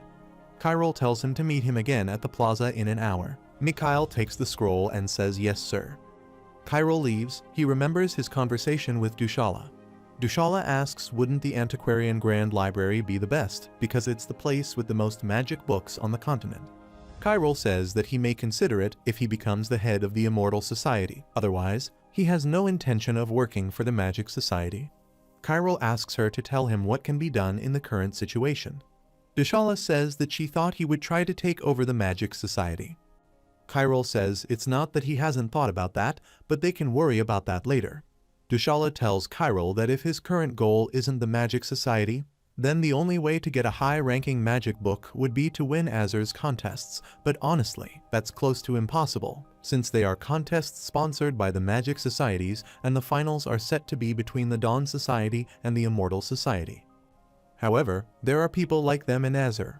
The winning prize is untouchable, but there are some vendors who steal the magic books given in the contest. Dushala tells Kyril that if he is lucky, he might even be able to get a 4th-class book. Kyril asks who he should look for when he gets to Azur, and Dushala tells him to look for Bargo Sira. Kyril is surprised to hear that and asks what she just said. She asks if he knows that name, and Kyril says no, he must have heard it wrong. Dushala tells him that Bargo Sira is the Ulka's guild master. Kyril is walking in the market and thinks that he was just thinking of getting a magic book. Who would have thought he would be connected to the wooden cloud? He is very lucky. Kyril remembers that after killing Arden, he kept the baker captive. There wasn't much to pick up from his confession. Ridios, Douglas, and Bargo were the only 3 people he knew from the wooden cloud. Kyril thinks that for there to be a Bargo Sira in the Ulka's guild, this isn't a coincidence. Baker was also a member of the Ulka's guild before working as a spy. Kyril wears a robe and thinks that among the guild members, 2 belong to the wooden cloud, and one of them is even the guild master. He thinks that Ulka's guild could be the stronghold of those rascals. Kyril thinks that he will know for sure after checking them out. In the magic city of Azur, magic lights are turned on even at the alley entrance to create the feel of a city that never sleeps. However, just like every other place, darkness can be easily found here. Kyril reaches a slum hidden inside a fancy city and sees some drunk people there. He asks them to move because he needs to go inside. Some strong, muscular men come out. Kyril tells them to go to the square if they are going to beg, and they surround Kyril. Kyril tells them that he doesn't have time to spare. A bald man attacks Kyril with a sword, but Kyril twists his hand and kicks him away. Kyril tells everyone to get lost. They are scared to see that, and after picking up the bald man, they run away. Kyril says everywhere he goes, they are the same. Kyril opens the door and sees an old man working there. The old man asks if he is a customer and tells Kyril that he is busy right now, so he's not accepting any customers. Kyril tells him that Tatters Dushala introduced him here and he wants to meet Bargo Sira. The old man is shocked to hear that. Kyril shows him a letter and says that he is going to take a magic book too. The old man shows Kyril some books and says to look as much as he wants. He tells him that he is not supposed to do this, but if he is Dushala's guest, doing this much is a given. Kyril picks up a book and thinks that it is not different from the magic books he got from Einherji. Kyril tells the old man that if he is going to give him low-class magic books like this, he will just go back. The old man tells him that getting his hands on second-class magic books is no easy task either. If he doesn't join the Magic Society after getting his mana appraised, then getting high-class magic books is like picking stars from the sky. Kyril says that's why he came here. According to Dushala, he can even find magic books from class 4 or higher here. The old man asks how about joining a guild because if he becomes a mercenary, then the guild will support him. Kyril is furious and says, considering how he just told his customer to join a guild, he really sucks at doing business. Kyril pierces the table with the letter in his hand using magic. The old man is scared to see that. Kyril tells him that in addition to Dushala's letter of introduction, he can also find the letter of recommendation from Mage Beryl here, give them to Bargo Sira. Kyril tells him that he will talk to Bargo in person. The old man apologizes and tries to pull out the letter but fails. He asks Chiral if he can pull out the letter please. After a while, the old man takes Chiral to meet Bargo. Bargo says that they have a VIP here, and his subordinates have been so rude. He tells Chiral that he is Bargo Sera, and he hears that he brought a letter of recommendation from a mage. Chiral tells him that it's from Baron Beryl, and he wants to get a magic book with this. Bargo tells Chiral that the Baron's letters of recommendation are a little less popular because of his reputation, but the terms are the same. Chiral asks what the highest class he can get is, and Bargo tells him that if he meets the condition, he can get books up to the 4th class. Chiral asks what condition, and Bargo tells him that he is talking about a mana appraisal using this mana measuring device. Chiral starts smiling and says, as expected of Azur, that even a mere shop has a mana measuring device. Bargo starts smiling and says that they also run a guild. He tells Chiral that sometimes there are mages who write recommendations so easily, so please understand that they are only doing this because of those who buy magic books from here only to resell them later. Bargo tells him that it's a certified machine, it doesn't harm the body, and it can measure up to the 4th class. He tells Chiral to please put his hand on the crystal ball and increase his mana to the maximum. Depending on the result, he may not be able to purchase a class 4 magic book. Chiral thinks that it's a machine he has seen many times in his previous life. However, this is the first time he has ever tried appraising his mana. Chiral thinks that, fortunately, it's simply a machine that measures the amount of mana, rather than analyzing attributes or magic blood. Chiral asks if he sells magic books according to the amount of mana. Then that means he has magic books above class 4. Bargo starts laughing and says that he must be an intermediate mage. If it's a class 5 magic book, just getting one would cost a lot of money. Chiral asks if he has money and if he can get more. Bargo tells him as long as he can use it, there is no reason for him not to sell it. Bargo thinks that even the Archmage of the Ivory Tower, Virchai Blano, had barely risen to the 5th class in his mid-20s. He doesn't know how he got Dushala's letter of introduction, but he's a funny kid. Chiral tells him that he had better have the books prepared and places his hand on the machine. Bargo is shocked to see that the machine is starting to break. Chiral looks at the machine and says that it is broken. Bargo thinks that it is impossible, and that means the amount of mana that kid has exceeded the 4th class. Chiral tells him to bring him the highest class magic books in the store, and Bargo says yes, sir. Bargo thinks that he has to reel him in and hold on to this kid no matter what. He thinks that it is a once-in-a-lifetime opportunity. Bargo tells Chiral that if he joins their guild, then he'll do everything he can to support him. They can also provide the 5th class magic book obtained in the last contest for free. Chiral asks what is the name of his guild. Bargo tells him it's Ulkas, and there is no guild like them in Azur. Chiral thinks that it's such a small guild that he can't even remember it. He wonders if he is that confident because of the wooden cloud. Chiral thinks that he at least gained something and was able to confirm that this guy is related to Baker. Chiral asks what kind of magic books he can get from here. Bargo lifts the curtain and tells Chiral to choose it to his heart's content. Chiral is amazed to look at the books and says that they are 4th class magic books. Bargo tells him to please let him know if he needs anything. They have a large number of existing magic books by attribute. Chiral grabs a book and thinks this is wind magic. Although it's a 3rd class magic, its killing power is so high that the magic societies don't sell it. Chiral thinks that it is a rare find. He looks at Bargo and says with this level of quality, it wouldn't be a bad idea to join his guild. Bargo thinks that there is no one who will be able to keep calm after seeing that many magic books. Chiral asks if he can help him with one more thing. After some time, Chiral returns with some magic books, and he gives the books to Mikhail. Chiral asks if his attribute is wind. Mikhail says that is right. Chiral asks when is the contest. Mikhail tells him that it will be held at the Immortal Antiquarian in a week. Chiral tells him that since it's his first time applying, he must be in the beginner contest, so 3rd class magic would be enough. Chiral tells Mikhail to learn that magic in a week. Mikhail is shocked to hear that. He tells Chiral it takes months to learn even one basic magic. Chiral tells him that Aiden will help him with them. Although he isn't a high-class mage, he has pretty good control. Aiden is startled to hear that. Chiral thinks that at the moment, Aiden's mana must have reached the 3rd class. Unfortunately, even when he assembled Astra, He couldn't go beyond that. If he possessed 4th class mana on top of his swordsmanship, then he might have become the first assassin turned sword master. Chiral tells Aiden that he just needs to teach him the basics. He can learn the rest on his own. Chiral asks Mikhail how many mana veins he has opened. Mikhail replies 3, and he can use 1st class supportive magic. But it's impossible for him to use 2nd class magic, as his mana will run out in an instant. Chiral tells him that having 3 of his mana veins opened means that he can only use 2nd class magic. It doesn't mean that he has mastered the class. Chiral explains even though it's impossible to forcibly open more veins, it's still possible to learn magic at 1 class higher. Chiral says that he heard the people of the Eastern nations knew how to transform mana. Aiden thinks that he even knew about the mana transformation of the Dark Association. Aiden tells Chiral yes, that kind of secret technique does exist. Aiden remembers that mana transformation is an art that instantly increases one's class by twisting and condensing mana properties.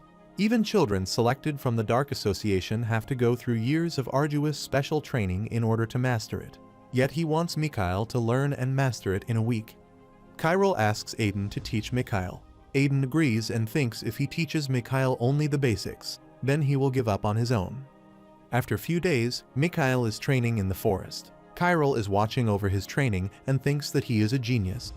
Aiden is also surprised to see Mikhail's progress and thinks that he succeeded in transforming into the 3rd class in just 3 days. Chiral says that it is all thanks to his incredible teacher. Aiden starts laughing. Mikhail asks Chiral if he is also a beginner like him. Chiral shows him a letter and says that he is an expert. Aiden thinks that with the sword skills powerful enough to kill Kirin and mana of the 4th class or higher, he wonders if Chiral is already a sword master at that age. Aiden thinks that there has never been a monster like him in the history of the continent. Chiral looks at Aiden and says there's no need to be surprised because he hasn't opened enough mana veins to become a mage yet. Chiral tells Aiden that he will leave Mikhail in his hands and that he has something to take care of, so he'll be back later. Aiden says he understands and thinks that, for some reason, he can never keep up with Chiral. After some time, Chiral reaches the Azur outskirts and says that it is far enough. Chiral thinks that he managed to deceive Bargo Sira thanks to the mana from the dragon's heart, but in reality, he only has 2 open mana veins. Chiral takes off his glove and thinks that he can only use 1st class supportive magic and basic magic. In order to obtain the primordial magic made by the 7 powers of the Empire, he must participate in the Master Contest. Chiral says as a 1st class user like himself, his only option is to win the Expert Contest and directly participate in the Master Contest without having his mana measured. Chiral remembers his conversation with Mog. Mog is holding a book in his hand and says how surprising it is to think that this still exists. He thought what Kai Eshir said 250 years ago was a joke, that, in the beginning, it was the dragon that taught human magic. Mog says that other than him, the dragons have no interest in the affairs of the continent. Who cares who taught humans magic? The human magic is insignificant and doesn't even pose a threat anyway, but there is dragon magic in this place. Chiral asks if he means in this ruined Azur. Mog replies yes, a magic that he has even forgotten. Mog looks at the book and says maybe a member of the 7 powers could have been a dragon. Chiral starts practicing magic. He begins with a scorching finger and thinks that the scorching finger originates from a fireball and fire arrow. It's basic 1st class magic. However, Kai Eshir's magic was different. He wonders what if one can pour 5th class mana into 1st class magic. Chiral starts creating a ball of fire, and suddenly, he starts feeling pain in his chest, and the bracelet starts absorbing the mana. Chiral thinks that if he casts magic beyond the mana veins limit, the bracelet will activate, but the magic disappears, too. This is what he needs to figure out. Chiral starts again, but this time, he casts 2 spells of the opposite attributes at the same time with everything he has. He thinks it's good that the dangerous flame began to be stabilized thanks to the power of the ice attribute, and there is no image on the continent who can use 2 attributes at the same time. Chiral smiles and says the reason why he can use all 5 attributes is because he ate the dragon's heart and gained dragon mana. If the primordial magic is really dragon magic, then it's a given that people without dragon mana can never learn it. Only he can learn the primordial magic. The next day, some soldiers from Azur visited the site where Chiral was training. One of them asks if this is the place where the lightning struck last night. but there's not even a spark left. Another one says that it must have been 4th class magic. One of them says, judging from the traces of mana, it is, at most, 1st class magic. The other one says he must have erased the traces of mana. They ask how in the world they are supposed to make a report on this level of damage. There are 2 large holes in the ground, and a part of the forest is destroyed. Meanwhile, Chiral is drinking in an inn, and some people are talking about the big fire and lightning strike in the forest. They say that the Magic Society said it's just a natural calamity. Chiral thinks that he was being as cautious as possible, though it's a relief that those guys from the Magic Society are still stuck up as ever. Whether it was back then or now, they still regard what they don't know as natural calamity. Bargo arrives there and asks Chiral how are the preparations, and he says that he came to give him the guild token. Chiral thinks that he is such a snob. He takes the token from him and asks how much did he bet. Bargo is surprised to hear that. Chiral tells him that between them there is no need to hide anything. Bargo starts laughing and says he truly can't hide anything from him. He tells Chiral that he bet 100 gold coins on him. Chiral says that is too little. Bargo is shocked to hear that. Chiral tells him that he said that's too little, and even if it's his first time, he can bet up to 500 golds. Bargo wonders if he thinks that this contest is a playground. He thinks that the Magic Tower's 4th class users on the list are all talented people that even he has heard of.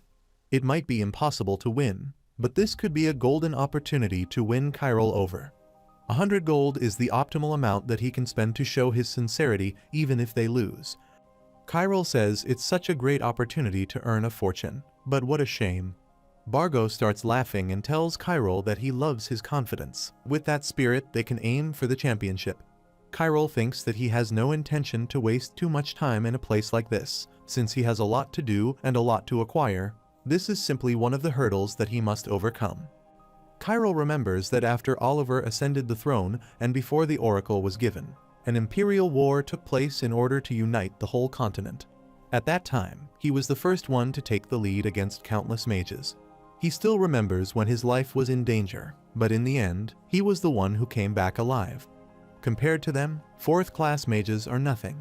Even though his body hasn't been fully trained yet, he can still deal with them easily. Suddenly, they hear some noise outside. They come out to see what is happening. There's a large crystal and people can watch the tournament on it. Mikhail is about to fight his first fight. Chiral says that it has started. He tells Bargo to try betting money on that kid. Something interesting will definitely happen. Bargo asks who he's talking about, and Chiral says that guy with yellow hair, Mikhail. Chiral wonders if he should go to the stadium. After some time, Chiral arrives at the stadium, and after seeing the match list, Chiral says, given his list of opponents, Mikhail should be fine. Chiral hears some people talking, and one of them says the contest is no longer like it used to be, thinking they have to share the stadium with mere beginners. The other one says there's no helping it, just think of them as entertainment before the main match. The man wearing the magic hat asks if it isn't the final decision anyway, and now he doesn't want to get on the stage anymore. Chiral thinks that these mages haven't changed at all. Chiral arrives for his first match and sees that his opponent is the same guy as before. Chiral thinks that it is a pathetic sight. Chiral thinks that this place is no different from Tatter. They may pretend to be classy, but in the end, all humans of Azur are the same. Those who see participants as a source of entertainment, and those looking to make money. Chiral thinks that they are saying that the winner has been decided, but as long as he is here, something like that can never happen. Chiral's opponent starts chanting fire spells and thinks that a kid with a cheap staff member is his first opponent, which is ridiculous. Chiral rushes to attack him and strikes the staff on his legs. The staff breaks in two as the magician falls to the ground and starts crying in pain. Chiral says scorching finger and fire appears on his finger. Chiral puts his finger on the magician's forehead and he starts screaming. Chiral puts the fire off and tells him to keep it in mind. In real battle, the enemy will never wait for him to chant. Chiral starts walking away and the magician starts shouting and says that's not how he's supposed to fight. That's blasphemy against sacred magic. Chiral remembers that true battle magic is all about using magic quickly and efficiently. That's what Sarika Lauren used to say. Lauren says that it is such a stupid and old-fashioned idea that mages should only be in the rear. Chiral tells her it is interesting. For someone who possesses a sword master's skill and incredible mana to say such a thing, he should call her supreme. Chiral looks at the broken staff and vows that the path Supreme couldn't walk on until the end. He will pave it in advance. After the match, Bargo comes running towards Chiral and says that it is truly incredible.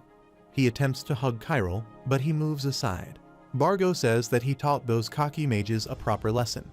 Bargo tells Chiral that they should go to their guild. He needs to introduce him to guild members and congratulate him on his win. Chiral thinks that he was hoping to meet Mikhail first, but since Aiden is with him, he should be fine. Chiral decides to investigate the Ulka's guild first. They arrive at the guild. There are many guild members sitting there. Bargo starts shouting at them not to sit here all day and to get some commissions, but everyone ignores Bargo. Chiral thinks that just as expected, since Bargo isn't a mage, none of them acknowledges him. After all, the reason why someone whose main business is selling magic books opened the magic guild is just to trick people. A guild member tells Chiral that he better watch out. The old man will bleed him dry and throw him when the time comes.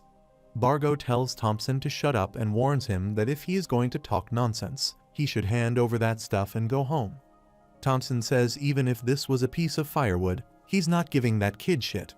Thompson asks Chiral if he knows what a staff is to a mage. It's life, and he is using it to strike his opponent. Thompson coughs as he gets up and tells Chiral he still has a long way to go before becoming a mage, and he will never become one if he keeps on doing that shit. Thompson leaves after saying that. Bargo tells Chiral not to listen to that old man. Chiral says that person is Thompson. Bargo tells him that Thompson Howard is a 5th class intermediate mage and he's the highest class mage in their guild. He paid a lot of money to recruit him and gave him the position of vice guild master, but he ended up in that state after getting addicted to alcohol all of a sudden. Bargo asks Chiral why they don't talk about them, from his dividend to the contract. They have so many things to do. Chiral waves and says they will talk about it later. He opens the door and asks Bargo if he knows where he's staying. He will see him there tonight. Bargo is angry to hear that. Thompson is walking with the help of his staff, and he is coughing a lot. Chiral looks at him and says that he has a mana addiction. Chiral tells him that his brain can still process that amount of mana, but his weak body can't withstand it, which means his body is being eaten by mana. Chiral tells him that if he leaves it like this, then he will die soon. Thompson is shocked to hear that. Chiral tells him that it's only thanks to luck that he managed to hold on so far. If he hadn't entered the 5th class, it would have already been over. Chiral tells him that he can help, and Thompson tells Chiral not to play tricks on him. Chiral places his hand on Thompson's chest and starts transferring his mana. After a while, Thompson starts sweating and asks Chiral what he did to him. Chiral asks how he feels now, and Thompson says that he feels better.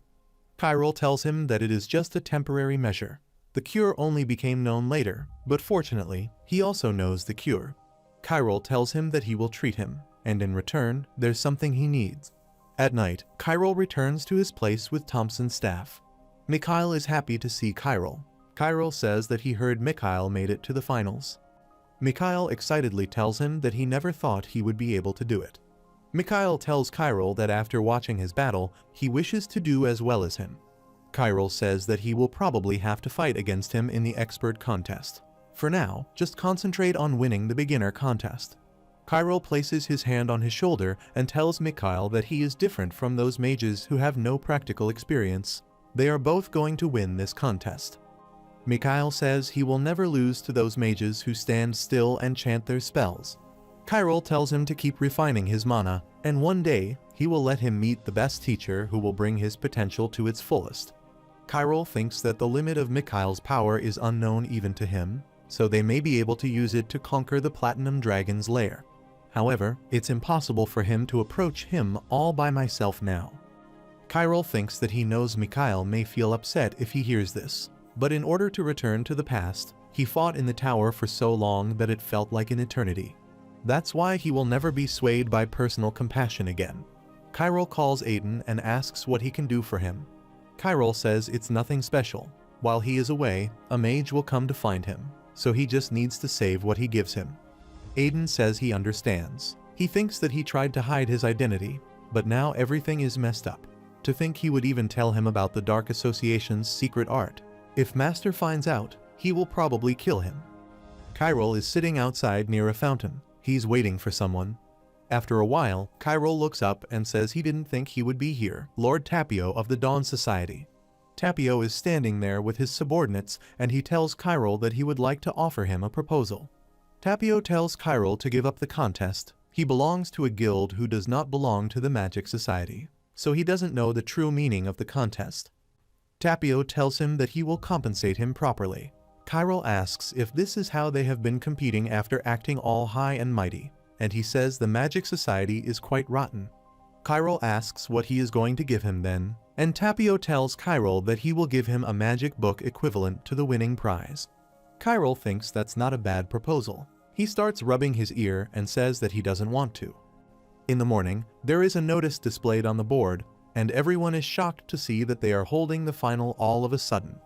The final will take place between Chiral and Jaken. Everyone is protesting what is happening. Jaken looks at Chiral and wonders how it turned out like this. He can't tell anyone about it either, because the guy defeated Master Tapio. A girl calls the finalists to enter the arena now. Chiral wishes Jaken good luck. Jaken wonders how he's supposed to win against Chiral. The match begins between Jaken of the Dawn Society and Chiral of Ulka's guild. Everyone in the crowd is cheering for Jaken. They are telling him not to lose against some unknown brat from the Empire. Chiral thinks that's right. Rather than choosing a kid of the Empire with an unknown background, it would be natural to take the side of the Magic Society. Jaken starts chanting a spell. Chiral thinks he's quite capable. To think he can chant Class 4th magic at such a speed. Even during the Oracle War, there weren't many mages who could chant that fast.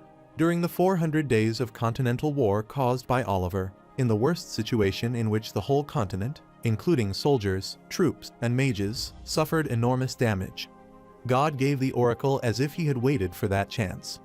Chiral remembers that humanity would have collapsed faster if Oliver hadn't unified the continent, but he can't acknowledge the war he waged. Chiral thinks that, at any rate, except for buff-type supportive magic, there are only a few things he can use. Chiral says, Scorching Finger, while Jaken used his attack Cold Spear. Numerous spears start coming out of the magic circles. Jaken tells Chiral to taste this attack.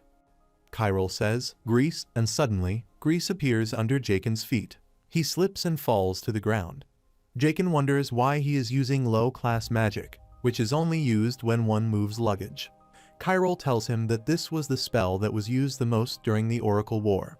Chiral points his staff near the grease and says it is used as a connector by adding a scorching finger to the magic oil made of grease. There's a huge fire, and Jaken starts crying for help. Chiral tells him not to panic, even if it looks like this. In the end, both of them are first-class spells, and he can stop them with the second-class spell, Magic Shield. Jaken is so scared that he is not listening to anything Chiral is telling him. Chiral uses the magic shield and captures the fire and puts it out by compressing it. Everyone is surprised to see that Chiral can use magic like that. At the same time, Jaken starts shouting at Chiral. He says that he can't accept this kind of blasphemy against the sacred honor of the mages. Chiral says, considering how he's yelling at him in this situation, he has more guts than the ones who are trying to pull tricks behind the scenes. Chiral pulls out his sword and says that he never said he was a mage. Chiral asks about honor and life, which are more important. Chiral starts walking away and says no matter how low ranked the magic is, it can take his life all the same. War doesn't wait for anyone. There is an announcement that the winner is Chiral. After some time, Baron is extremely happy at the Ulka's guild and says that their guild is truly blessed. He says, what's more, considering the fact that all the other mages quit altogether, they must have been frightened by Chiral's skills. Baron grabs a pen and tells Chiral to sign the contract to join their guild. Baron grabs the paper and tells Chiral this is a spiritual contract. Chiral thinks that it is a rare item from the age of magic that causes death if one breaks his oath. Even the mercenary corps doesn't sign a contract with that. Bargo tells Chiral that for the next 5 years, from the time this contract is established, he will belong to the Ulka's guild and carry out the commissions. In return, the guild will try to provide the magic books that he desires to help him grow, and as a condition for that, he must participate in at least 3 commissions per quarter. Chiral tells him, let's do it then. Bargo smiles and thinks Chiral is just a kid. He doesn't know how scary contracts can be. Before signing the contract, Chiral says he just wants to add one more clause. Bargo happily agrees and tells him that he can add as many as he wants. He says that the new clause will be Chiral, who will comply with all the clauses as long as the Olka's guild exists. Bargo starts laughing and says he can't ask for anything more than that. Chiral starts signing the contract and thinks that this contract doesn't mean anything since his guild will disappear soon after he gets what he wants. Chiral thinks that he will completely annihilate Wooden Cloud this time. Chiral remembers that even after Oliver unified the continent and the Lurine Empire collapsed, the Empire's secret organization, the Wooden Cloud, did not disappear. The murder of Cruel's sons was but a small matter with their crooked method. They influenced the whole continent from the dark in the form of a cult. After the oracle was granted, they incited people to call the monsters that burned the continent lost messengers of God and caused numerous disturbances, and they even named the northeastern city of Ege Holy City. In a dire situation where there weren't enough forces to fight against the monsters, they also had to fight against a cult full of fanatics, and as a result, hundreds of thousands of people died. Chiral vows that whatever happens this time, he will completely unroot and destroy the Wooden Cloud. Meanwhile, a few men arrive where Chiral is. One of them asks if there is a mage named Chiral, and he says that the Lord of Azur is looking for him. Bargo is surprised to hear that. Chiral tells them they should leave. He thinks that he's finally making his move, Pasio, Lord of Azur. After some time, they arrive at the castle. Pasio says he must be Chiral, the winner of the expert contest. Pasio tells Chiral that it's good to see him. Chiral says the honor is all his. Chiral thinks that he didn't know because he had no mana in his previous life, but now he can definitely feel the amount of mana he possesses. It is so powerful that it's making his skin tingle. Tapio of the Dawn Society is nothing compared to him. Chiral thinks that he has not forgotten how he joined hands with the cult to massacre countless innocent people. Pasio tells Chiral that he has heard the story about him wanting to participate in the Masters contest. Chiral says yes, sir. Pasio thinks that this brat must be out of his mind. Pasio tells Chiral that he understands how much he wants the Primordial Magic Book, the first prize of the Master Contest, but a contest isn't something he can do by himself. Pasio says that if he wants a legacy left by the Seven Powers, then he has to prove his ability to obtain it. Chiral asks how he is supposed to do that. Pasio says although the contest can't be done as there are no mages to participate in the Master Contest, he can give him a condition of similar difficulty to the Master Contest. He tells Chiral that Azur is the place dedicated to the Seven Powers who preached magic in the beginning. At the same time, it's also where their legacies are left. He says that Chiral must know that all 3 books of magic, called Primordial Magic, were found in the Tomb of the Seven Powers. Chiral replies that he does. Pasio tells Chiral that a new place has been recently discovered. Chiral is shocked to hear that and says it is not possible. Pasio tells Chiral that instead of the Master Contest, he would like to suggest he investigate it, and of course, he will be the first to choose the items he found from that place. Chiral remembers that Grey School is the place where the Seven Powers held their meetings and discussed magic. He thinks that it is interesting to think the Grey School was discovered at this time, and it's the place where one of the Seven Powers relics is buried, a weapon that cannot be used without dragon mana, just like primordial magic.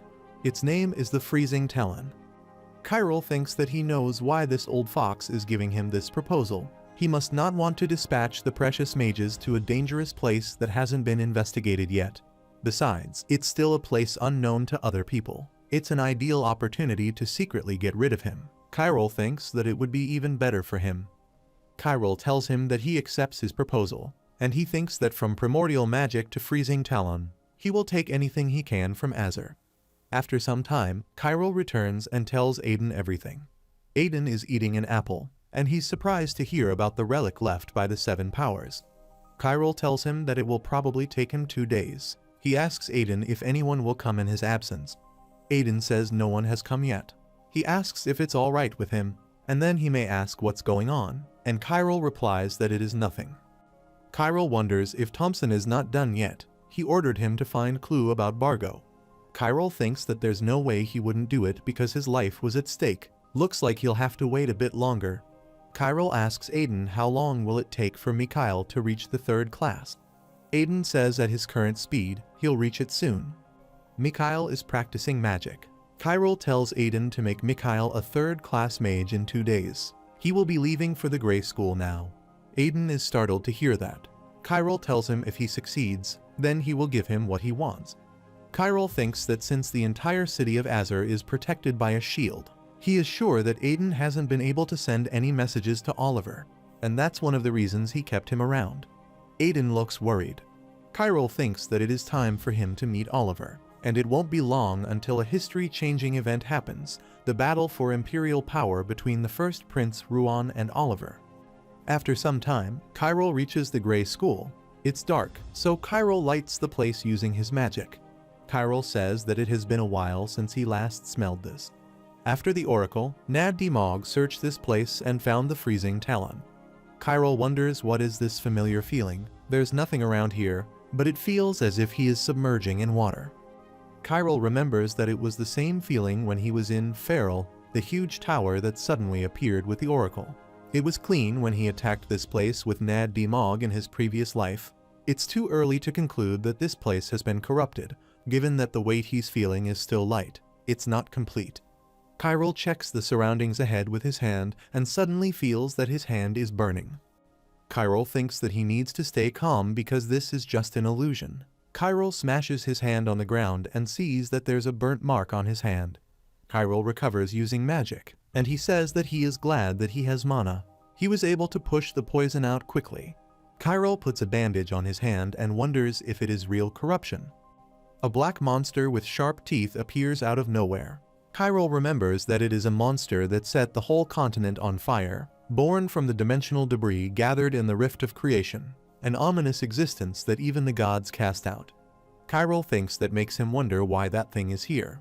After the oracle, they would fight until he was sick of them, but who would have thought he would see it like this? Kyril grabs his sword and thinks that, as expected, there seems to be a part of history that he doesn't know about. Kyril looks at the monster and says, "At any rate, it's quite small. It's not fully grown yet. Its adult size is so huge that it can easily exceed several tens of meters." The monster rushes towards Kyril, and Kyril thinks that it is a lot faster than expected. Kyril blocks the attack using his sword and thinks that, at any rate, it is too dangerous to deal with corruption without proper preparation. Kyril remembers that in order to stop his miasma, he needs to have not only divine power and magic, but also detoxification potions with the power of alchemy, and right now, he doesn't have any of them. Currently, he has no choice but to utilize the mana in his mana veins and cover his whole body, and if he fails, it will be like jumping into a sea of poison with his naked body. Kyril thinks that no matter what, he has to succeed. The monster growls at Kyril. Kyril thinks that even with the power of darkness, it's a living creature after all. Once he destroys its heart, it will die. But if he recklessly stabs him, his miasma will explode. Kyril thinks that he has to stab it the moment its heart expands for the third time.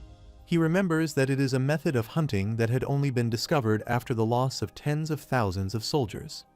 Kyril starts gathering mana to wrap it around his body. At the same time, the Bracelet of Greed gets activated and starts absorbing the mana.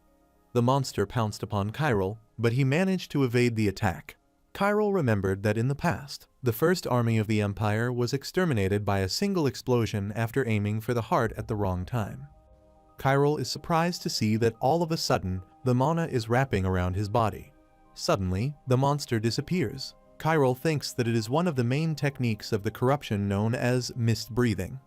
Although there's no way to cut through the mist with the wind pressure of the aura blade filled with enormous mana, he will blow the entire mist away. Kyril swings his sword, and the monster appears again. Kyril sees his opportunity and strikes the monster's heart when it expands for the third time. The monster instantly disintegrates into pieces, and the darkness that enveloped this place disappears as if it never existed to begin with. Kyril thinks that this is only the beginning, but he's already worried about what's ahead. Kyril says that he regrets saying that 2 days is enough. Suddenly, Kyril sees that some symbols appear on his sword. Kyril wonders if it is a forgotten ancient language because he can't read it. Kyril thinks that it is a relic from his biological father, Kaliak, and that it should have gone to Kajan, the tribal chieftain. It was also in his possession in his previous life, but he never used it as he does now. The text disappears and Chiral thinks that it became slightly heavier. He thought it was a simple sword, but it looks like Agnel also hold a secret. Chiral thinks that he should first finish what he came here to do. Chiral starts looking for the treasure and wonders where in the world he hid it. A ghost starts following Chiral and says it is real. The ghost asks Chiral if he can hear him. Chiral turns his head and says it is so noisy. He asks if it is a vengeful spirit this time after the corruption, as expected from the Grey School. They really have all kinds of stuff. Chiral says it's no wonder that the spirits of the dead remain here. This is the last place where the Great Seven Council of Elders gathered. Chiral asks the spirit among the 7 elders who he may be, or if he died an unfair death because of them. The spirit replies that he has never seen someone like him in his entire life. Chiral says that he is not alive. To be precise, the spirit asks if he is not scared of him. Chiral replies that it is because he has been through many things he can't explain. Chiral asks the spirit where the freezing talon is. Mad Mog definitely said he found it there. The spirit is furious to hear that and asks how did he know that, and before that, how did the damn dragon know about the Grey School? Chiral says that it looks like he has a grudge against the Platinum Dragon.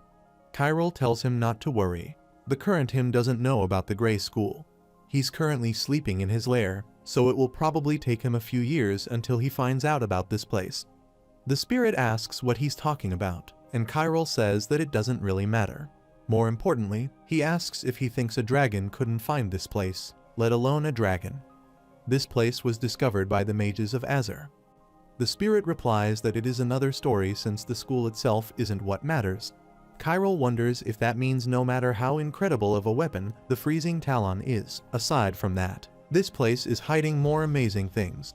Chiral points at the spirit and asks who he is. The spirit replies since he is definitely different from the pathetic idiots who can't even find their way in the face of corruption. He will tell him. The spirit takes the shape of a man with a big mustache and says that his name is Alan Xavius. Chiral is shocked to hear that. He remembers that Alan is the highest-ranked elder of the 7 members of the Council of Elders and the founder of the now-lost profession of Visioner. In the history of the continent, he's the only mage as famous as Kai Eshir. Chiral wonders why Mog didn't mention this important fact. Alan says that he thinks it has been 1,000 years since he last saw a human. Alan asks if he is too shocked that he can't speak. He can understand that seeing a member of the Great Council of Elders in person is an incredible feat in itself. Alan asks if he thought that he was a specter. Chiral rubs the back of his head and says there is no way that thing exists here. Chiral asks if it isn't the place created by the Great 7 people in the Council of Elders. Moreover, even if he hasn't mastered the primordial magic they left behind, there are many mages who can handle specter. Alan tells Chiral they have never left something like that behind, though. Chiral tells him that the name may be different since the magic they created was the first magic of mankind. Chiral says that he doesn't know the exact names either. He just knows they are their magic books that are currently being preserved. Alan tells him that they aren't the Council of Elders magic. Chiral is surprised to hear that. Alan asks if he is curious and then makes a bet with him. Alan puts his finger on Chiral and says he's the one who realized the truth of the world. It's a piece of cake dealing with a kid like him. Chiral replies that he has seen boastful idiots like him many times in his life, too, and all of them were full of pride. Alan is startled to hear that and thinks that this kid can see right through him. Chiral turns around and says that he is not interested and there is no need for him, the living, to enter into a dangerous contract with the dead. Chiral says if he tells him where the freezing talon is, then he will listen to his proposal. Chiral tells Alan that he knows that he must be trapped here. Alan is alarmed to hear that. Chiral says that he doesn't know the exact reason, but a conflict must have broken out within the 7-member Council of Elders, and he was the sole winner. However, in the end, he is trapped without being able to escape from the Grey School, and one of the 6 heroes, Sir Gustav, must have locked him up. Alan is furious to hear that and says, "Don't make him laugh." Alan tells Chiral that Rascal is the leader of the traitors. Alan asks how he earned the title, Sir, and asks if the people left behind are all stupid. Chiral replies that is not something someone who lost to such a person could say. Chiral tells him that some of his descendants even call him a traitor. If the Han family had not become the leader of Azur, 6 towers would have been built instead of 7. Alan asks if the Celine Han's descendants still alive. Chiral tells him not only are they still alive, one of her descendants is now the Lord of Azur. Chiral remembers that Celine was the only female mage among the 7 members Council of Elders. Chiral wonders if something happened between Alan and Celine. Alan is frustrated as he grabs his head. Chiral asks if he is in a romantic relationship with Celine Han, and Alan says that is nonsense. Chiral asks then why he's so angry. Alan tells Chiral that he doesn't know anything about what Gustav, Nardi Mog, and that woman did. Chiral says after hearing what he just said, he thinks that he finally understands it must have been Celine Han's idea to build his tower. Since he's dead anyway, they must have wanted to make up for their mistakes by honoring him. Chiral thinks that there's no need to be impatient since it's Xavius who is in a hurry anyway. He probably knows that mages of today cannot break through corruption. Chiral thinks that if he doesn't help Alan, then he will be trapped here forever. After thinking for a while, Alan says that he will tell him how to pull the freezing talon out. Chiral says a lot of time has passed, and that's why they have to restart the deal. Chiral tells him that besides the freezing talon, there must be other things left in the Grey School. Alan says a brat who can't even use Gustav's magic is targeting the Grey School's treasure. Alan tells Chiral to know his place or he will die. Chiral starts releasing his magic and says that the result is probably going to be different from what he thinks, though. Alan is startled to see that and asks if he is a dragon slayer. Chiral says as expected, he saw right through his mana, but that's as far as he can go for now. Chiral says let's get the freezing talon. Alan twirls his mustache and says he left him with no choice but to show his hands. Alan tells Chiral to follow him, and after some time, they arrive at a gate. Chiral asks what he has to do. Alan tells him to push this stone gate. Chiral pushes the gate open and sees a fire burning inside. Chiral is surprised to think there's a place like this inside the Grey School. Chiral asks where the freezing talon is, and Alan tells Chiral to try putting the little bead over there into the fire. Chiral picks up the blue bead and puts it in the fire. Alan says now, take out the charcoal that has been fed the blue phosphorus. Chiral is shocked to hear that and asks if that was blue phosphorus. Alan starts smiling and says that it's the highest ranked blue phosphorus that was compressed using a special method, and it's 10 times more effective than regular blue phosphorus. Alan says he guessed the importance of the blue phosphorus remains the same as time goes by. He tells Chiral that he has every reason to be surprised because he's the only one in the Council of Elders who can handle the blue phosphorus to this extent. Chiral thinks that it's hard to get even a tiny gem of high-purity blue phosphorus.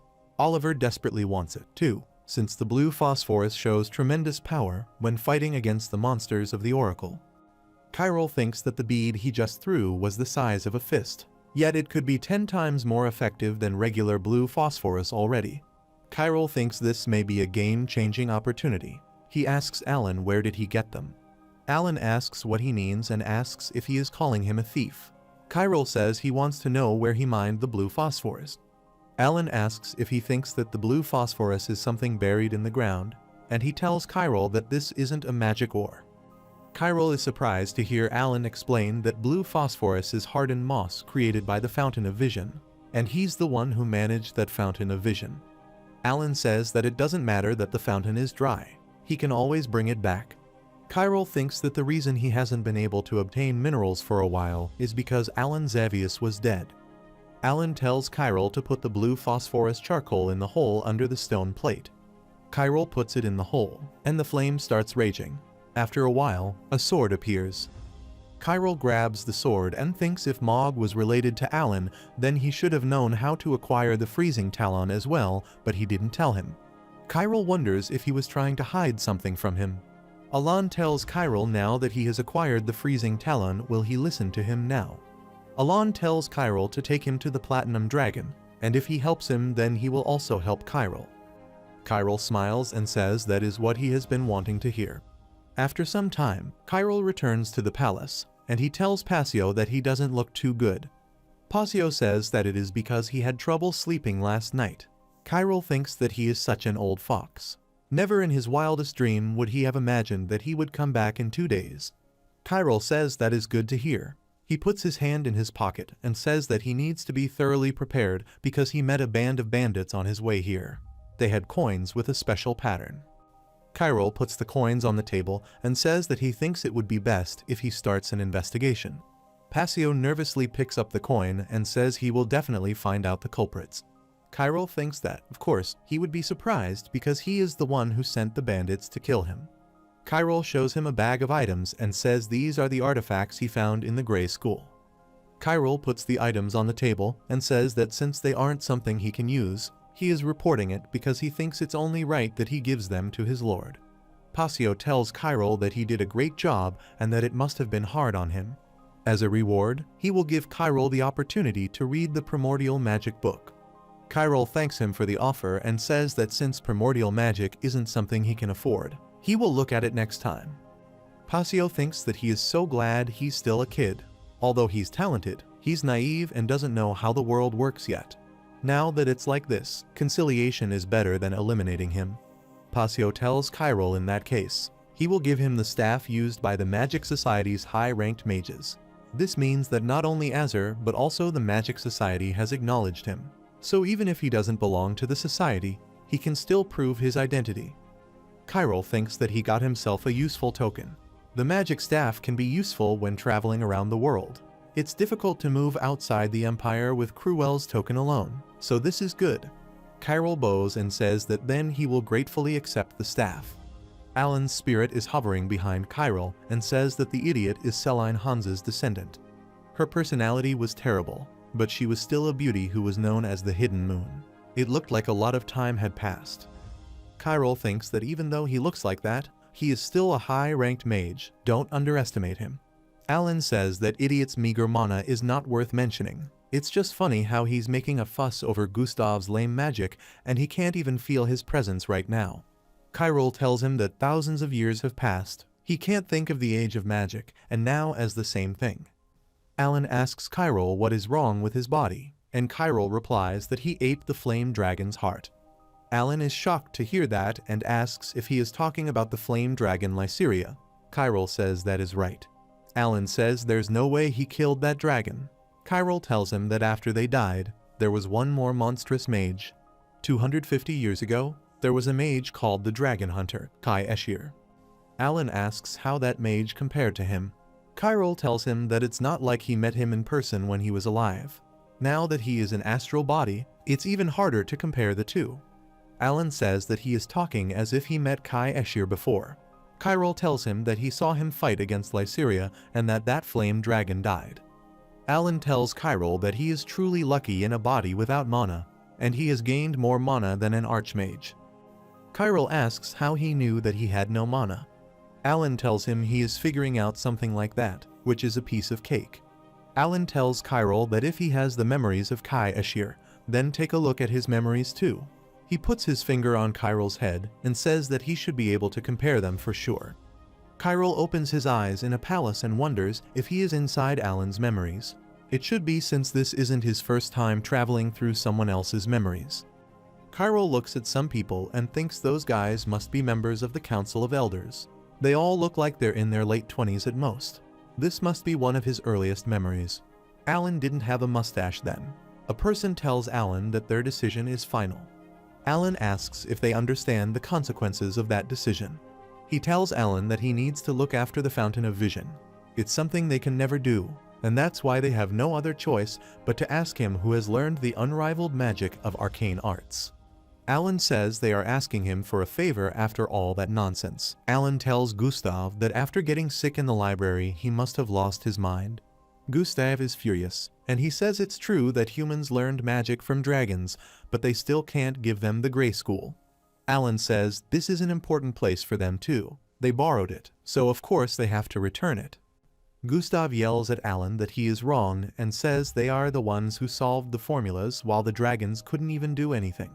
Gustav tells Alan that dragons don't want this school but what's sleeping inside it.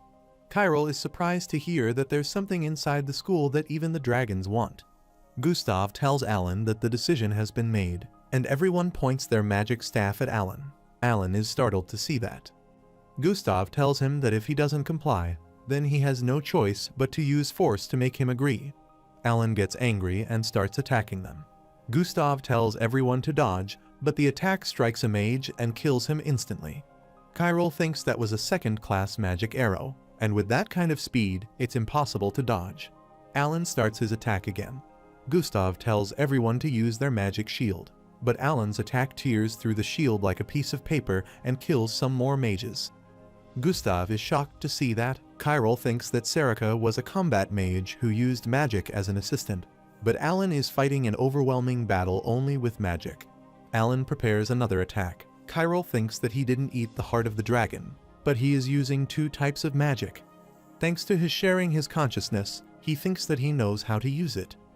Chiral thinks that if Kai Eshir had injected powerful mana into magic at a lower class level, then Alan would have gone a step further and condensed two attributes into one.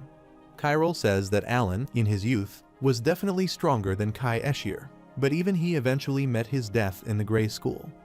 Chiral wonders if there was someone who could kill a mage stronger than Kai Eshir. Suddenly, Chiral opens his eyes and sees Alan's spirit holding his head. Chiral tells him that he is truly amazing. Alan has a shocked look on his face because he also goes through Chiral's memories. He tells Chiral that he is also an amazing person, and that he never imagined that he would be a regressor. He tells Chiral that he did some ridiculous things. Alan asks Chiral if he truly believes in that platinum dragon and if he has never doubted him. Chiral says that is nonsense. Alan says he's just wondering if he really thinks of Nad Dimog as his comrade. Chiral tells him to shut up and says that he doesn't want to listen to his nonsense any longer. Alan tells him that he will probably change his mind if he knows the real reason why he is trapped here. Alan says even though the 7 of them made up the Council of Elders, they were not at the same level. All the others were a level below him. Alan tells Chiral that when he was trapped, they returned to him because there was an intruder in the Grey School, the Platinum Dragon, who trapped him. Chiral thinks that the only existence that can trap a mage like Alan is a dragon. Chiral wonders if it was indeed Mog who did that. He suddenly realizes that he needs to keep his calm. Alan might be testing him right now.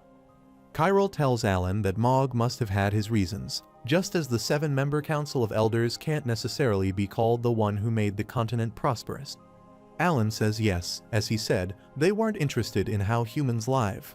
Teaching them magic was just for their entertainment. However, that's not what he's talking about right now. He asks Chiral if he has never been suspicious of that dragon because it looks like he has. Chiral tells him to stop beating around the bush and get to the point.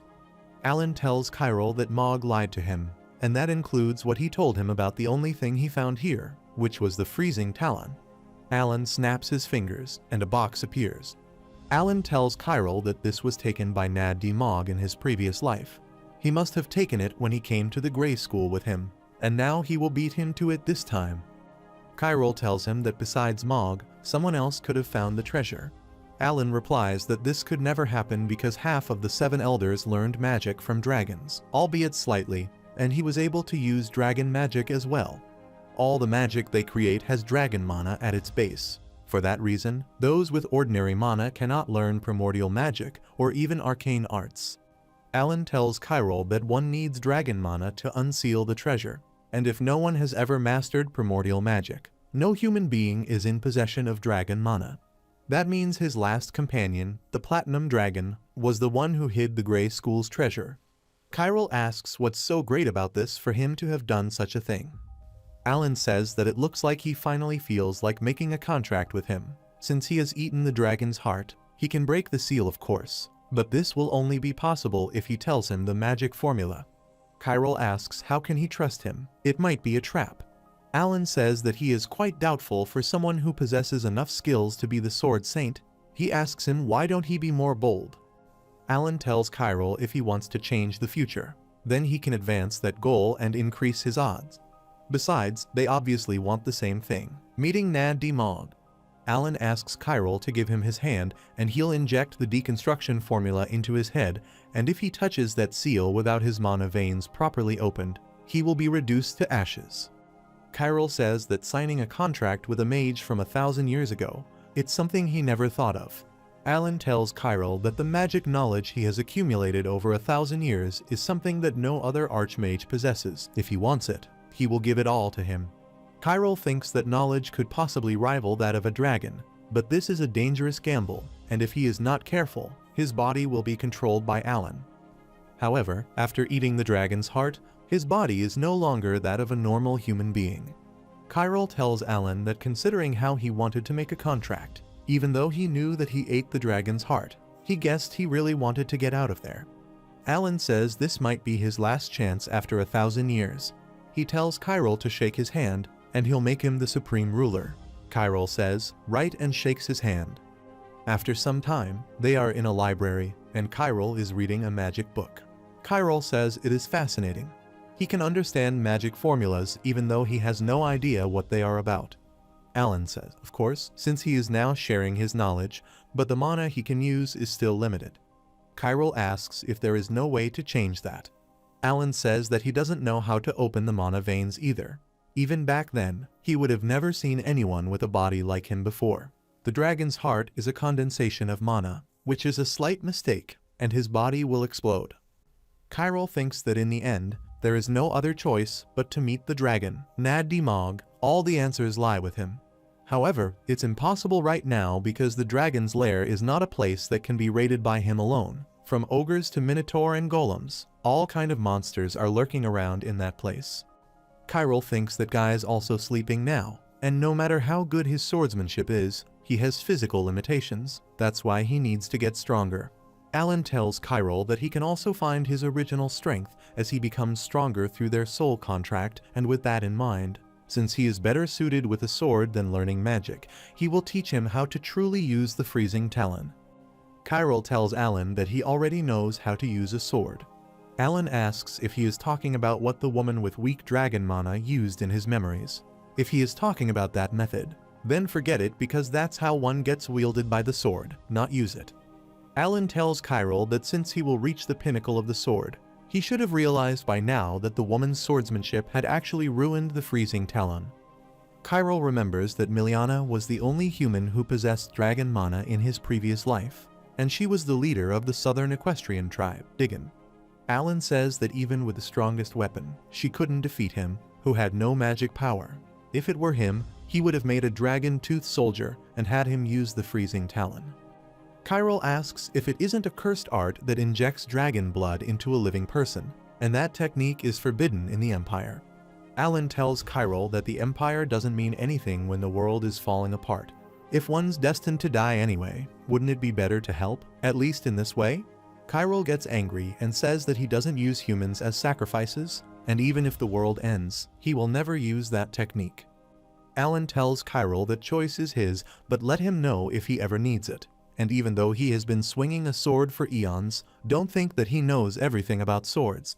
Chiral asks if he thinks that his swordsmanship has limits. Alan replies that he wielded his sword without mana for eons. Injecting mana into the sword isn't all there is to it. Chiral asks then when he's going to teach him. Alan says whenever he wants.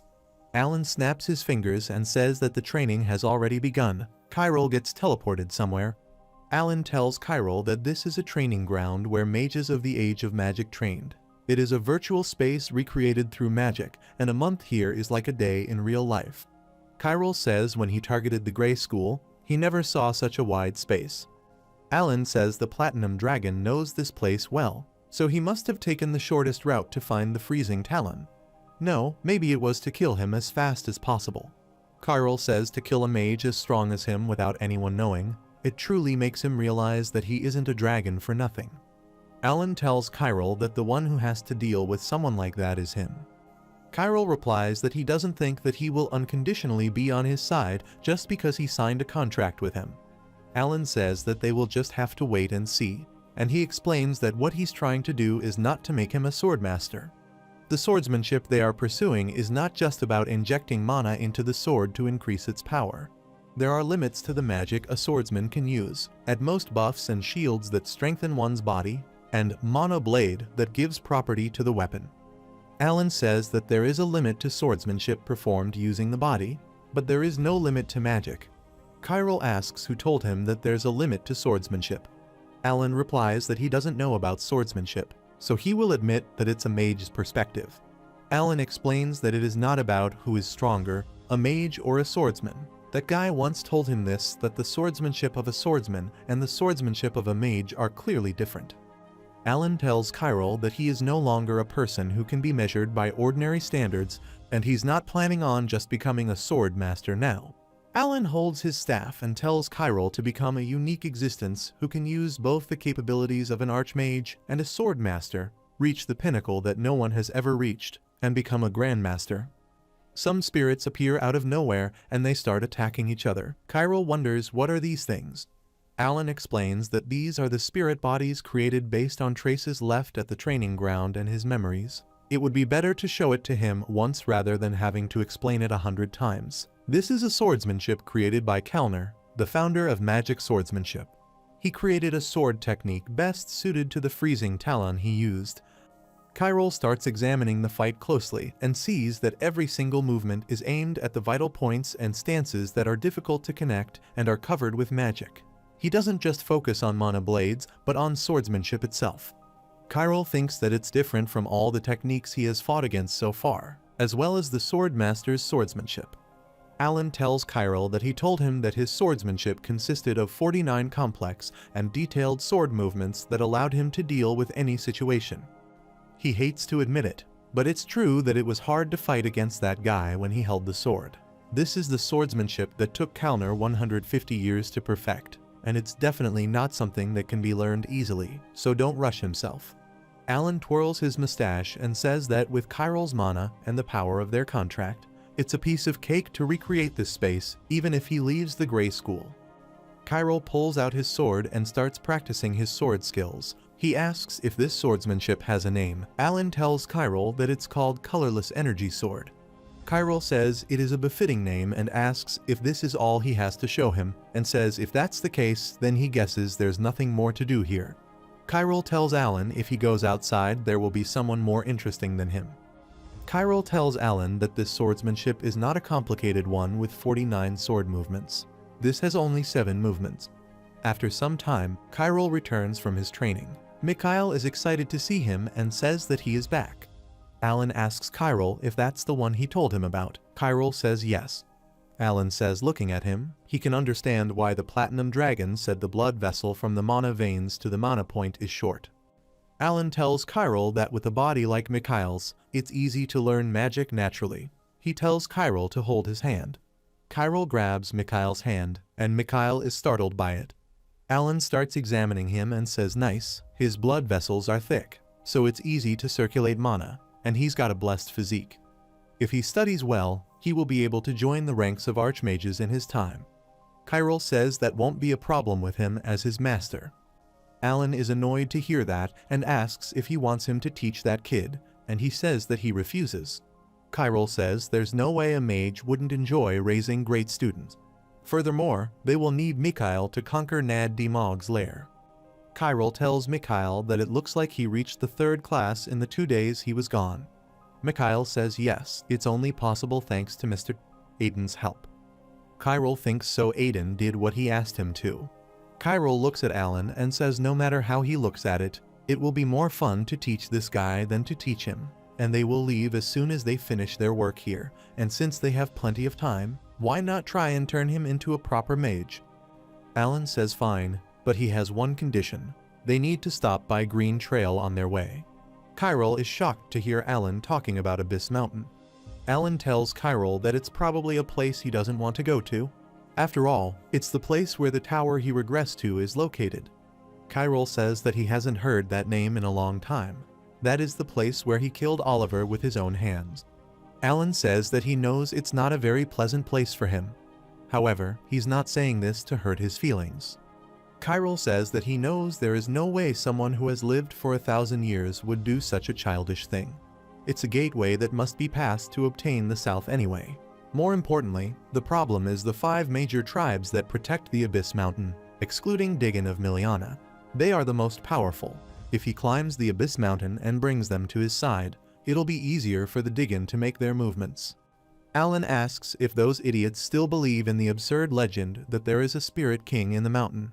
It has been so long since the power of the spirits weakened, though.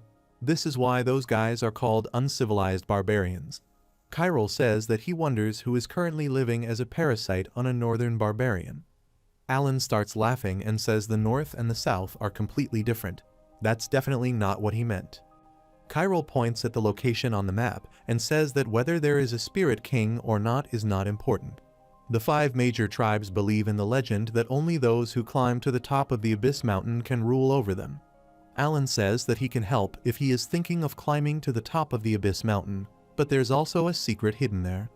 Alan says that he is talking about the method to open his mana veins, and Chiral is surprised to hear that. Chiral asks if he is sure, and Alan says yes. Although he may look like this, he has researched magic for 1,000 years. Alan asks if he remembers the blue phosphorus he told him about before. Chiral says, of course, he was burning that expensive blue phosphorus like it's nothing. Alan tells Chiral that they are going to the Abyss Mountain to obtain that blue phosphorus, though there is a fountain of Arcanum in the Abyss Mountain where they can get the blue phosphorus.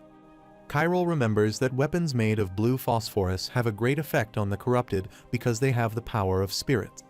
Alan tells Chiral that the dragon taught them mana and magic and commanded them to manage the Fountain of Arcanum. Since he was the manager, he realized one thing after being there for decades: dragon magic is related to spirit stones. Dragons are essentially beings belonging to the spirit world, and because the water of the Fountain of Arcanum strengthens the dragon's mana, it was a very important place for them. Chiral is happy to hear that and says that means he can stabilize his dragon mana there. Chiral thinks that this is a once-in-a-lifetime opportunity. Alan says since that Fountain of Arcanum is at the top of the Abyss Mountain, it will be like killing 2 birds with 1 stone. Alan asks if he understands how beneficial it is that he signed a contract with him. Chiral replies he acknowledged that he did well signing a contract with him. Chiral asks what he's going to gain out of this. Alan says that he can't hide anything from him. He starts smiling and says that he still gets deceived by his youthful appearance sometimes. Chiral tells him if he is going to trick him and do it in secret, it will only hurt him later. Alan says that it's because of the quenching. Chiral asks what that is. Alan replies that he's talking about the Freezing Talon, and it was created by a group called Blader, including the Freezing Talon. All 5 weapons created by the Blader were created from the Fountain of Arcanum, so if one fed it water from the Fountain of Arcanum, the Spirit Stone would be strengthened. Alan tells Chiral that spirits are like souls that exist in the natural world, and if it's the Freezing Talon with enhanced spiritual power, there's a possibility that it can even accept his soul. Chiral is shocked to hear that and asks if he is saying that he can materialize through a sword. Alan says that is right, and he will need his mana for that. Chiral starts smiling and says it is interesting. Alan says looks like he is scheming something. Chiral says if it is possible to materialize a spiritual body through the weapons quenched with the water of the Fountain of Arcanum, other than the Freezing Talon. If he can find the remaining 4 weapons made by Blader, then there are other spirits besides him, and they are all very useful. Alan is alarmed to hear that and says that he is a lunatic. He asks Chiral if he's planning to deal with the Ghost Castle owner, Zarka Hotch. Alan tells Chiral that it's a place that couldn't be conquered even during the Age of Magic 1,000 years ago. It's a forbidden land that humans aren't allowed to set foot on. Chiral says not now. He'll have to cross the northern wall to find him, and now that he has a new goal, there's no time to waste. Chiral asks Alan to help him create the Mirage space. He needs to finish the rest of his training. Alan is worried and says this is his first time seeing someone as tenacious as him. Alan tells Chiral that he will use a lot of his mana to make it, and there will be a lot of monsters. Chiral grabs his sword and tells him to use as much as he needs. At night, Aiden says that he is going crazy.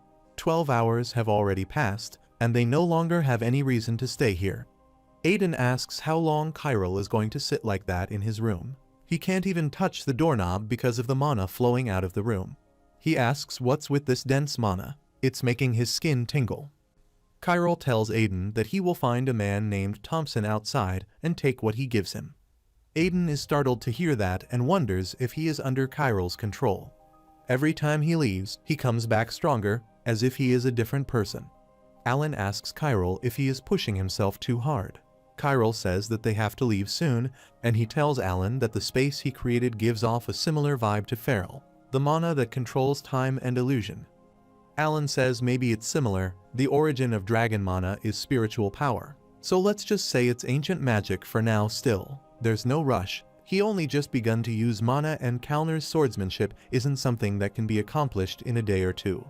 Kyril says with his current body, it is definitely harder than he thought, and as of today he has learned all 7 forms of the colorless energy sword. Alan is shocked to hear that. Kyril tells him that a woman called Kalrin seems like the type who likes to show off. There's a sense of superficiality in her swordsmanship. In order to display all 49 movements, she even inserted needless maneuvers on purpose and split her sword forms when it wasn't even necessary. Of course, the colorless energy sword is still incredible, and thanks to it, he now thinks he can understand a bit more about how to fuse mana into his swordsmanship. However, he will still use his own sword skills.